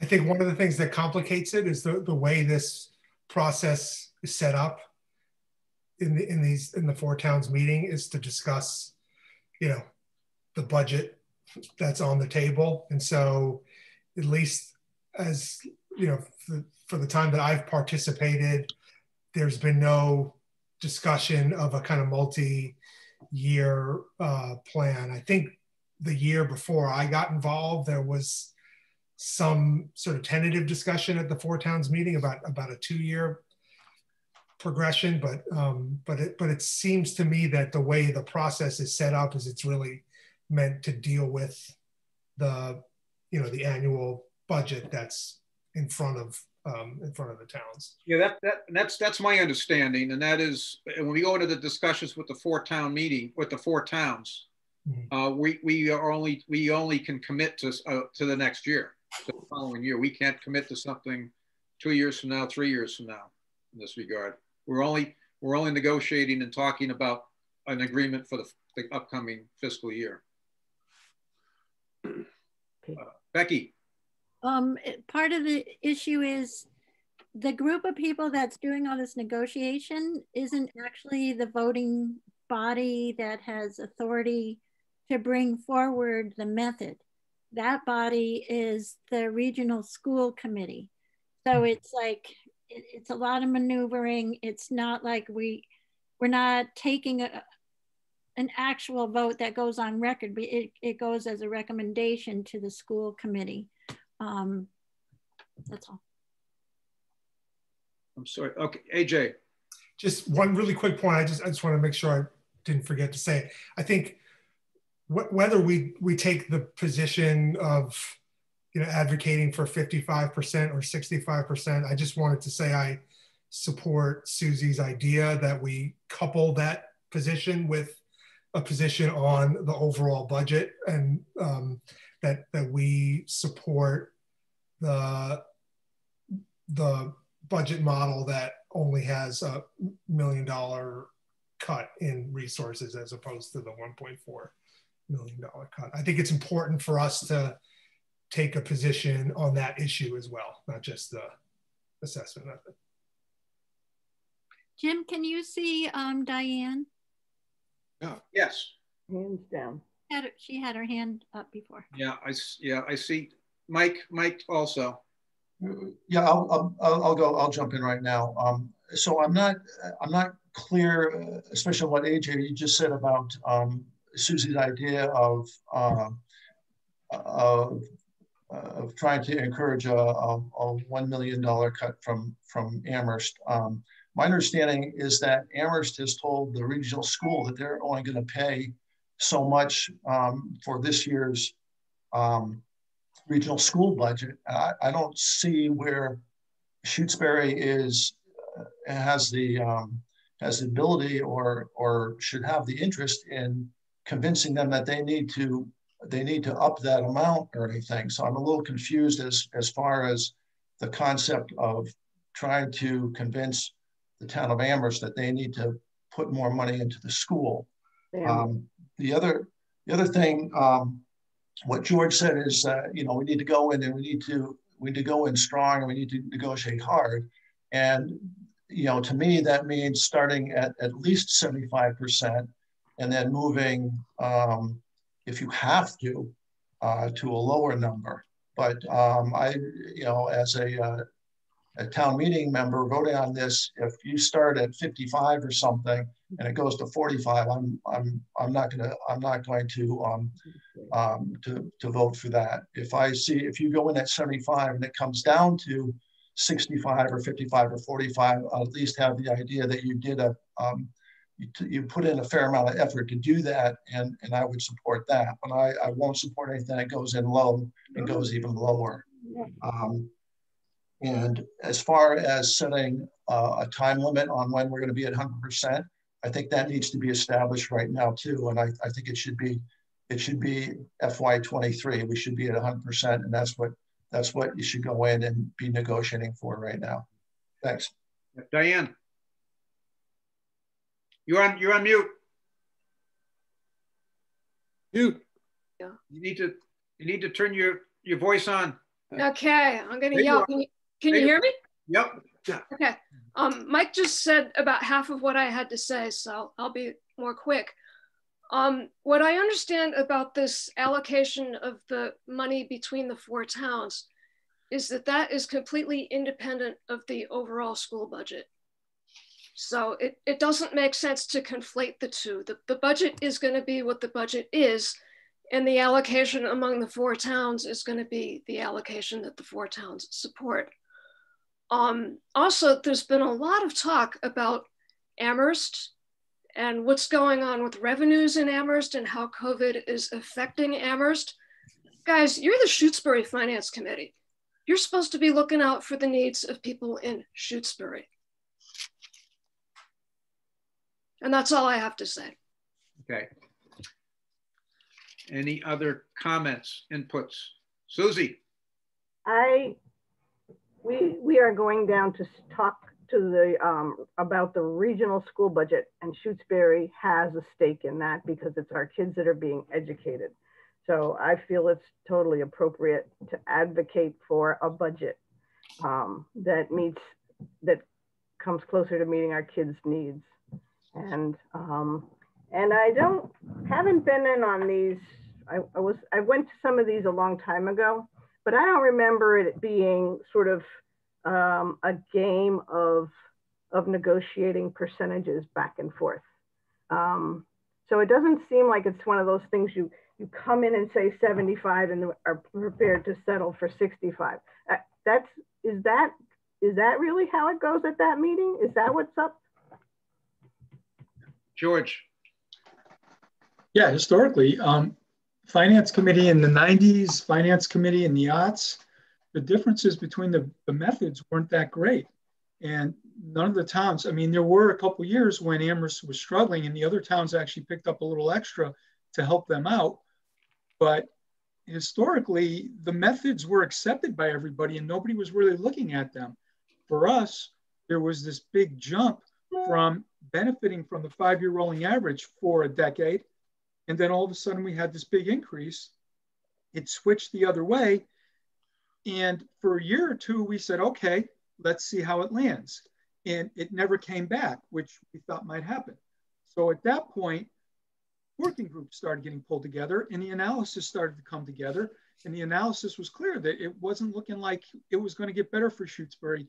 So Shutesbury came to the table and said, we can't live like this. We need to go to 100% statutory. Caused a major uproar with the other 3 towns. We even talked about doing it over the course of 4 years. You know, of course, everybody digs in. It's politics. And since then, it's been negotiating year after year. But as bad as it looks, maybe from everybody's point of view here, because you still see there's this big gap to the 100%, we have been moving in the right direction. Not as quickly as we would like, but we have been. And so for me, this is about keeping that momentum going. And I would say we don't want to offer 45 or 55. We do have to offer, I would say 65. It's on the table when we see the number, and let the other towns know. I'm sorry, I'm going off track, but beyond Susie's question. That's why we got to the negotiations though. It's because this has been different and everybody recognizes there's a huge difference in statutory. The other towns fight us, but they understand our position. I know they do. And so we're going to keep negotiating till we get to the point where we like it.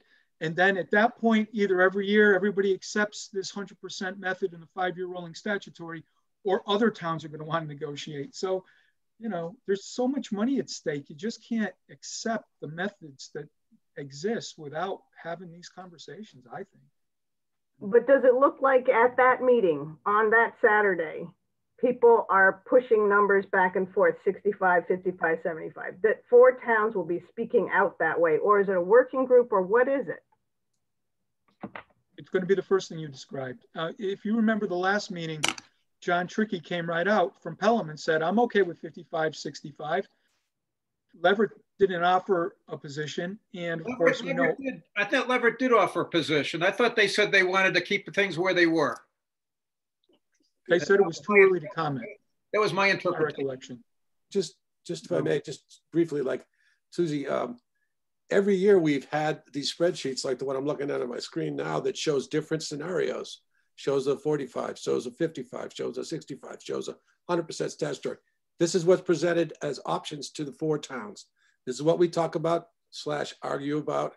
One town benefits greatly by one method and then is hurt by another method. Is a zero-sum game. There's a certain amount of money that's going to be funded once we agree on a budget, which is something, it's a separate issue. But if Amherst sends down a marker that the budget is, they're not going to spend more than a certain amount, that marker will control the process. It'll be a big controlling factor of the process.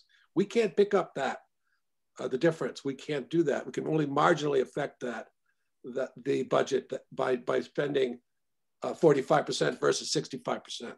So we have to stick to the issue that we're concerned about here, which is the allocation method, and discuss the budget and the equity of the budget, its effect on the ability of the school to provide services that we consider to be adequate.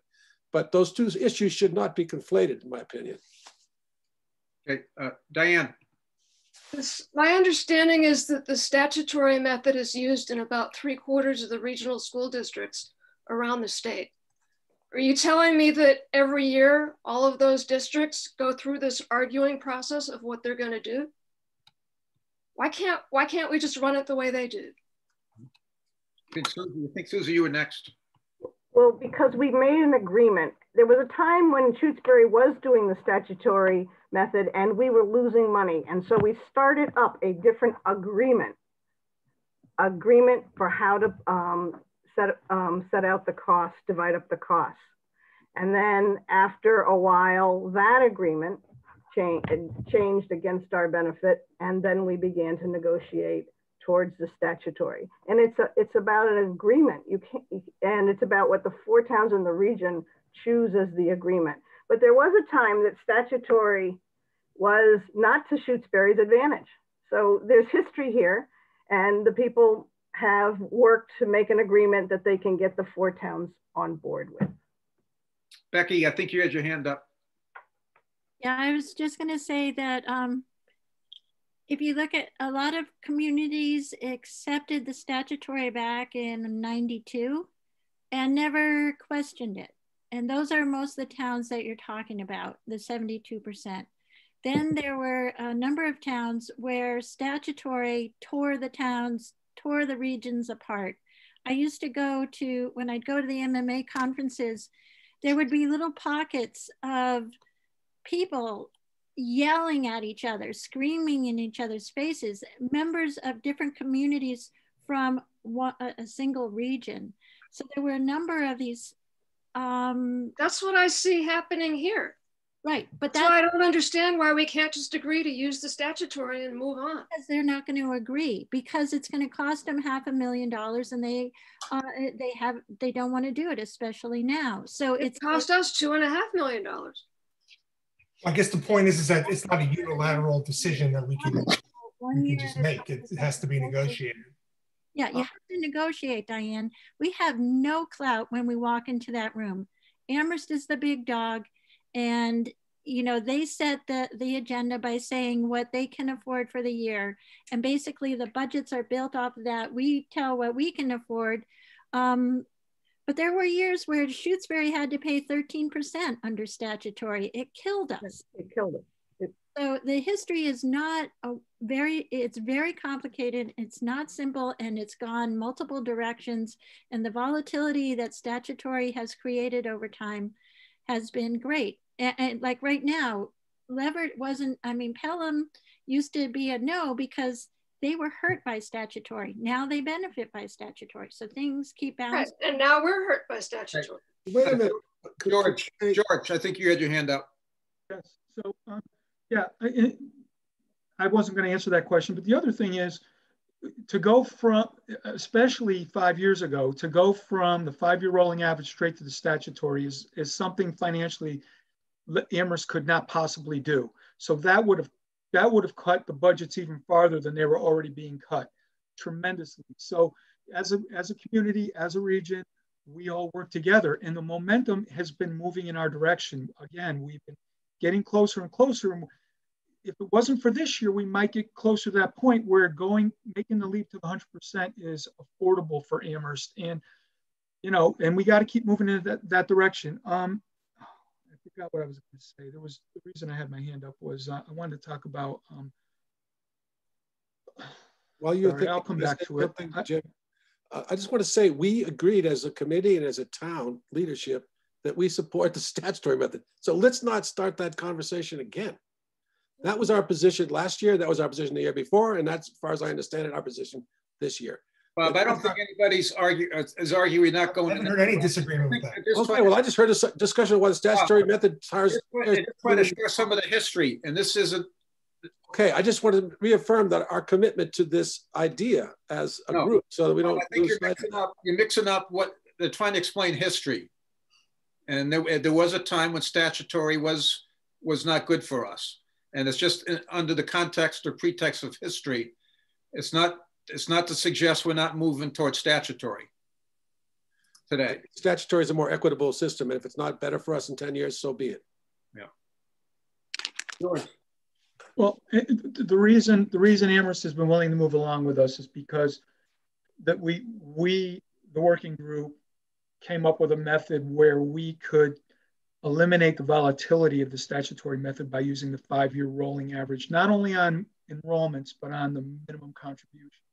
And that's where Amherst said, okay, we're all right with that. And they agreed to continue on the path that we're going, where more and more of the formula, right? 25, 35, 45%. And they had committed to it for 2 years, 3 years ago, if I remember correctly. And so the reason they've been able to go along is because we've come up with a good version of that method that everybody agrees with. So we just I just want to throw that out there because that's also a part of the history. And that's the history that leads us to the methods we're talking about now. And I just think we need to keep pushing Amherst in that direction. And the other thing I'll say is working with the towns, trying to make sure that the budget doesn't get completely crushed by moving too quickly. There are a lot of people in this town who feel that it's not right that we're not the statutory method. I know there's also people in this town who feel the other way, and that is the parents of the students. And, you know, they have a vote too, and they're not going to want to see this budget go down by 1.4 million. And they're certainly not going to want to see it go down by more than 1.4 million. And they have a say as well, and we have to think about them.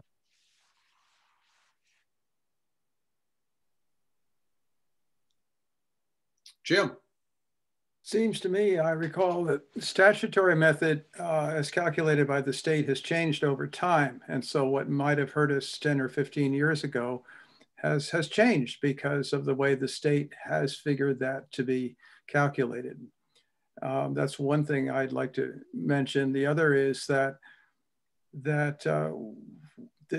other towns are expecting us to come in and further our interest in approaching the statutory 100%. And if we come in and say, well, we'll settle for 45% this year, it would be a total disaster.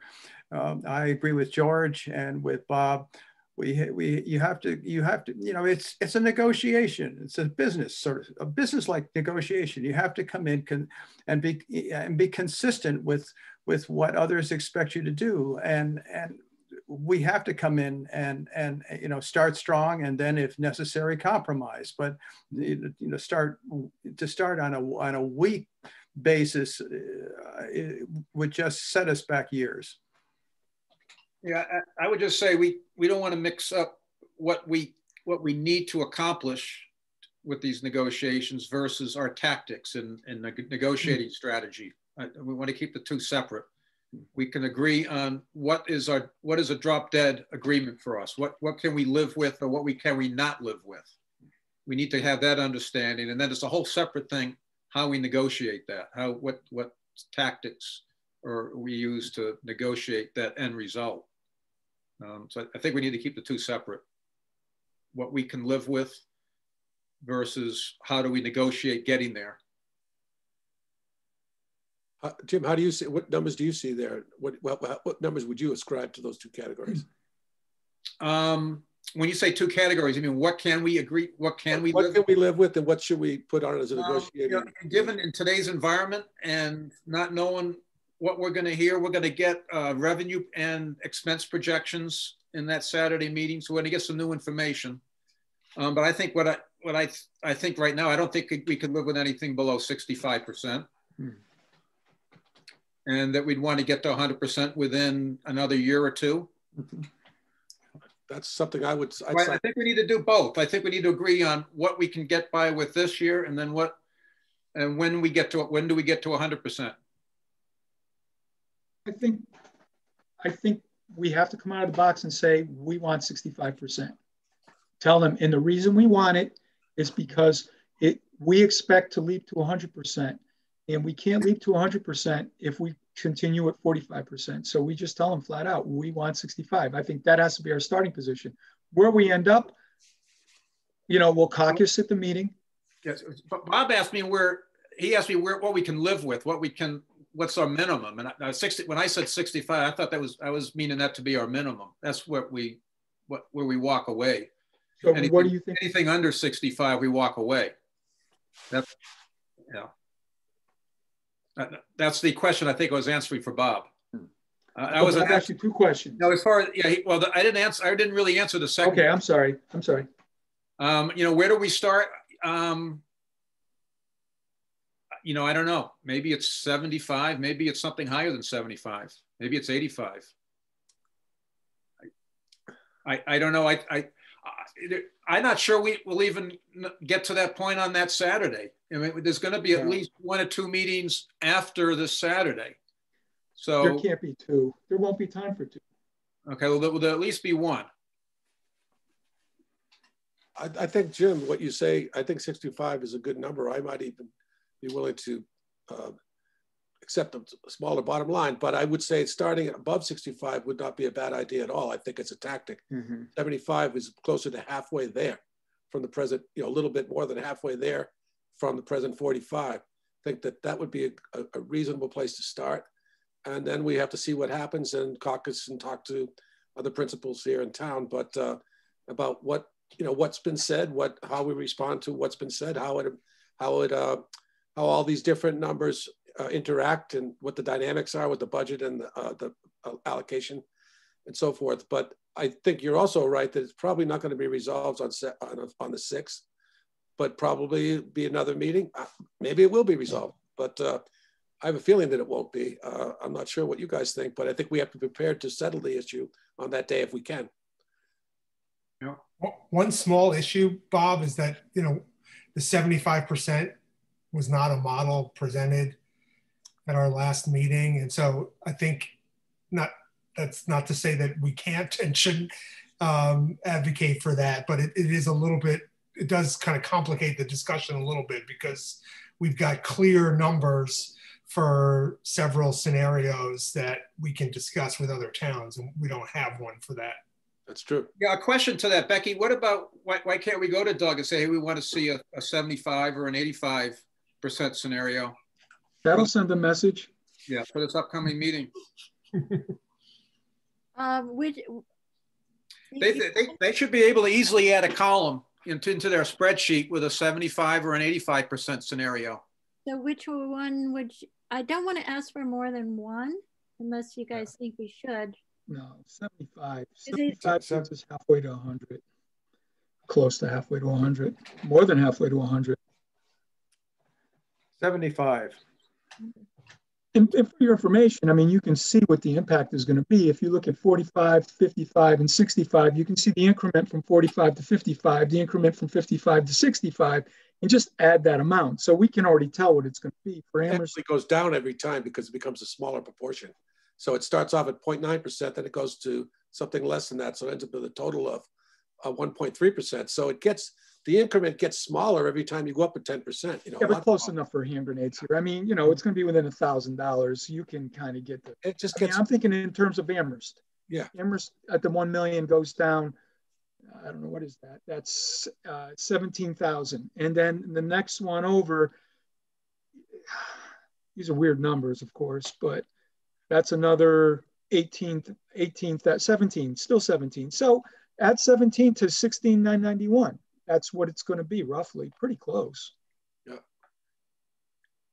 No, and again, I think, Bob, the point you made earlier, it's pretty obvious looking at these numbers that getting Amherst to 45 is the work.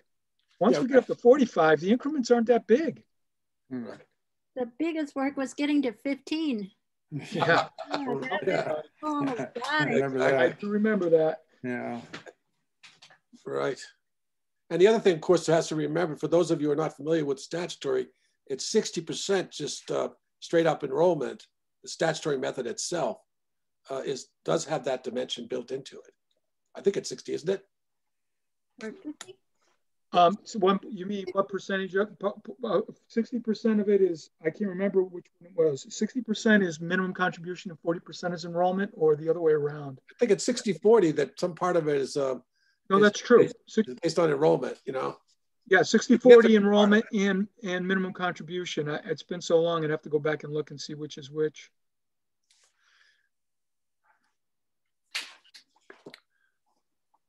So we're going to be meeting next week to discuss this further with the other committees, the select board and hopefully Becky.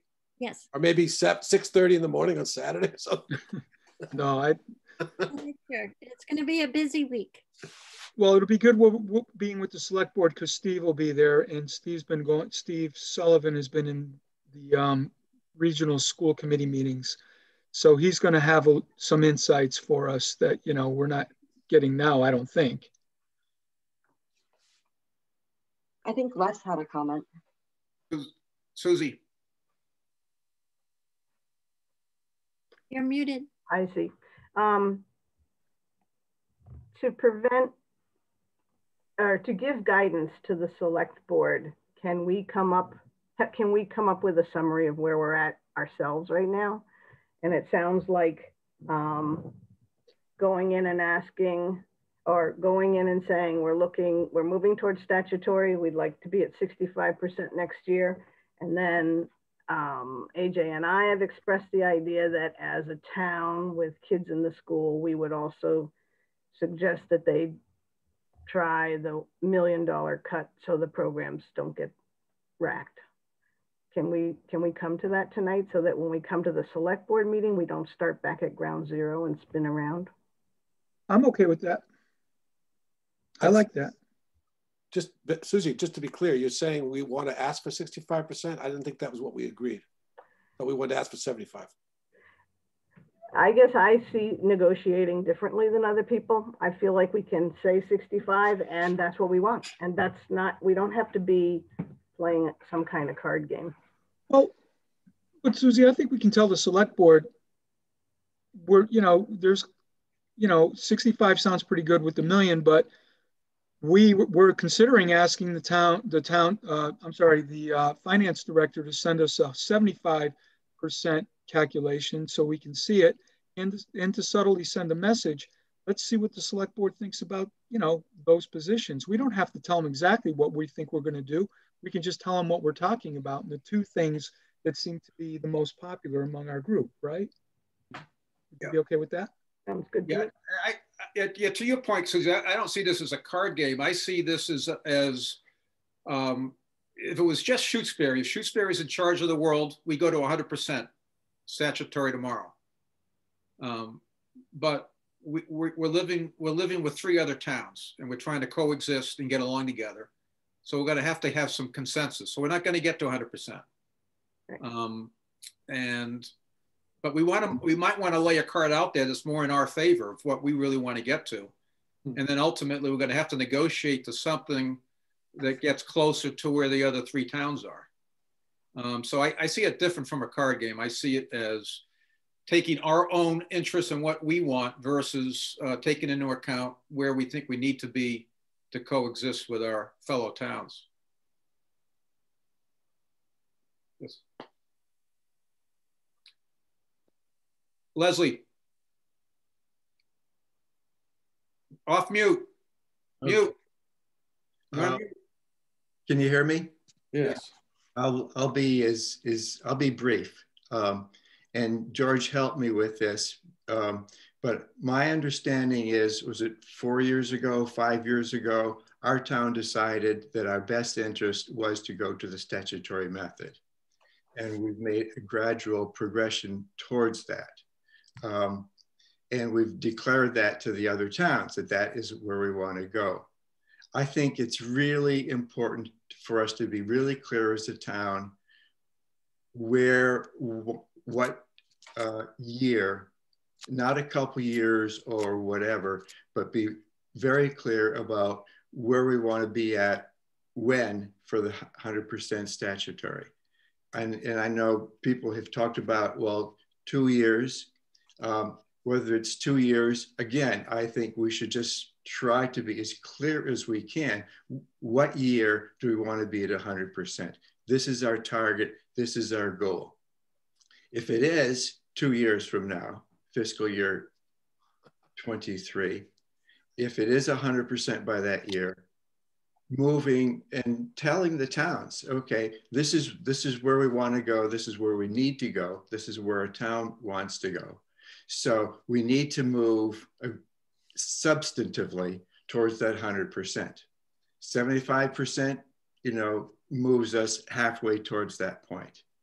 But again, my bottom line is I think we need to be clearer than we seem to be right now as to whether there's a date definite where we want to be at 100%. And I think that's important when this comes up at town meeting to be able to explain that to the town as well. The other point that I wanted to make was, Becky, you had said, I think earlier, and other people have said, Amherst is the big dog in town and they're the ones who make the calls. And I just want to remind everybody that from my perspective and our town's perspective, it's our town meeting that ultimately makes the call and what we agree on. So whatever we agree on needs to be really well thought out. We really need to be able to justify to the townspeople why we have not been paying, why we've been paying more than our fair share for years, and why we're going to continue to pay more than our fair share, but make it very clear, okay, we're still paying more than our fair share, but we're going to end that. We're going to move substantively towards that point of paying our fair share. That's my speech. Thanks for listening.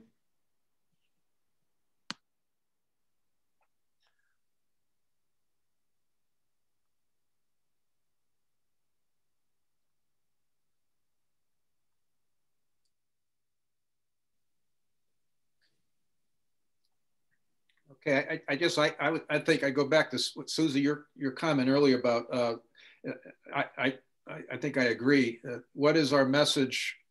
What should our message be? We as the finance committee, as we sit down next week with the select board and the school committee, what is our position going into that meeting as a finance committee?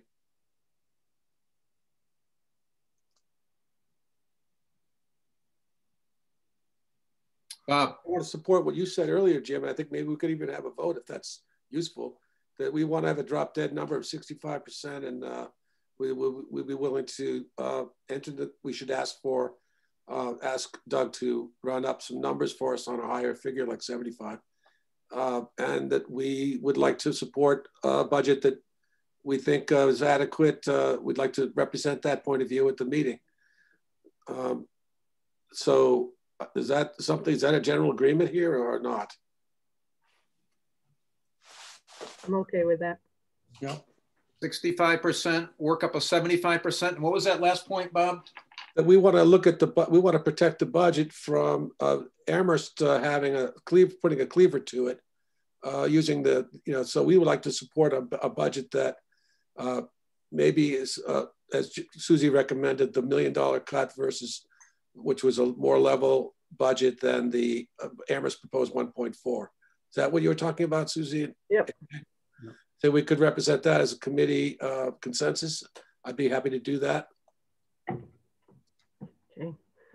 I'm okay with that.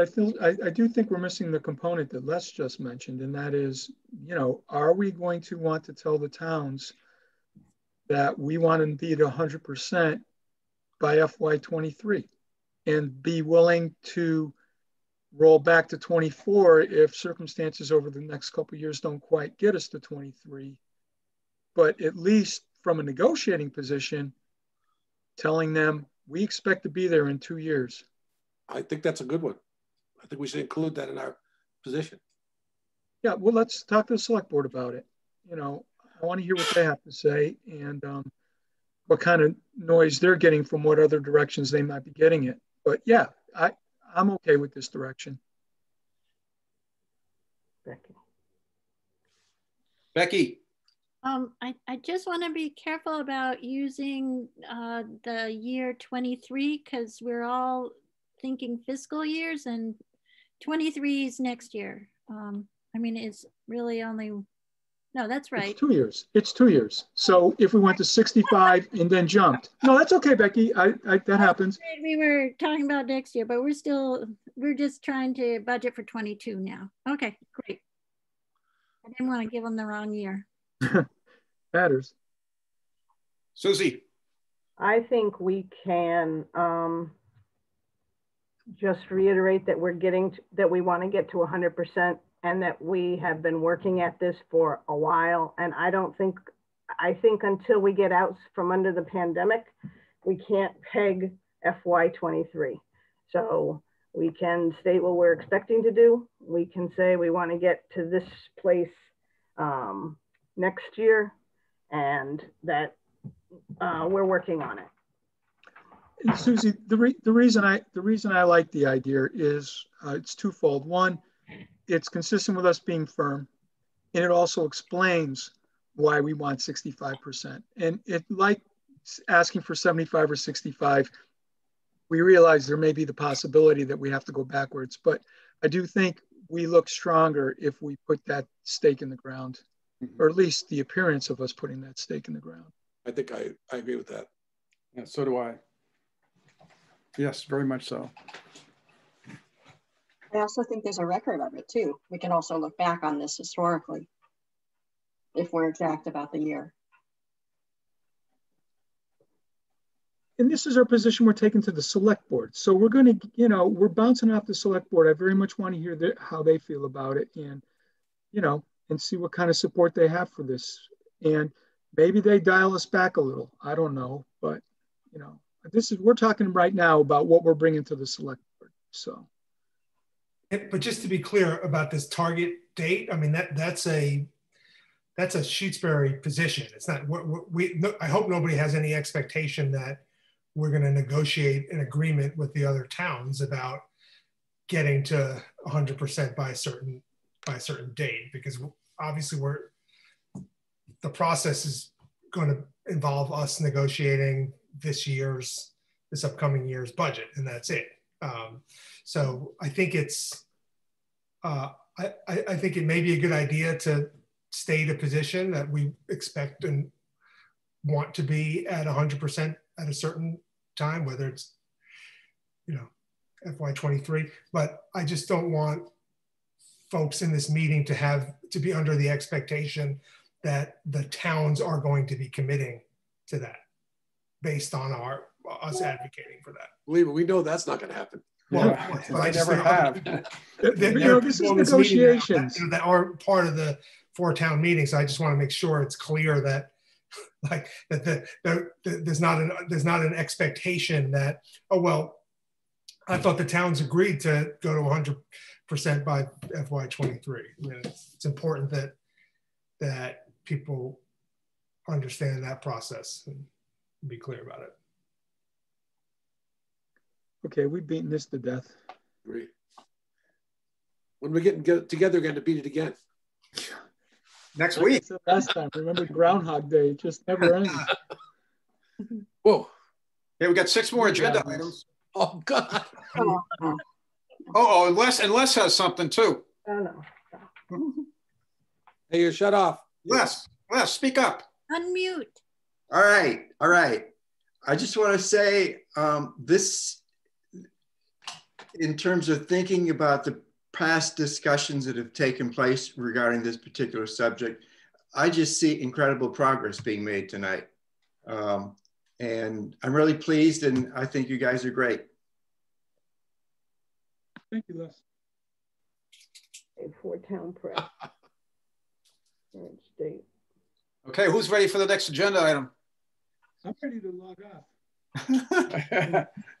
Adjourn? Is there anything on here that we can't pack in until the next meeting? No way.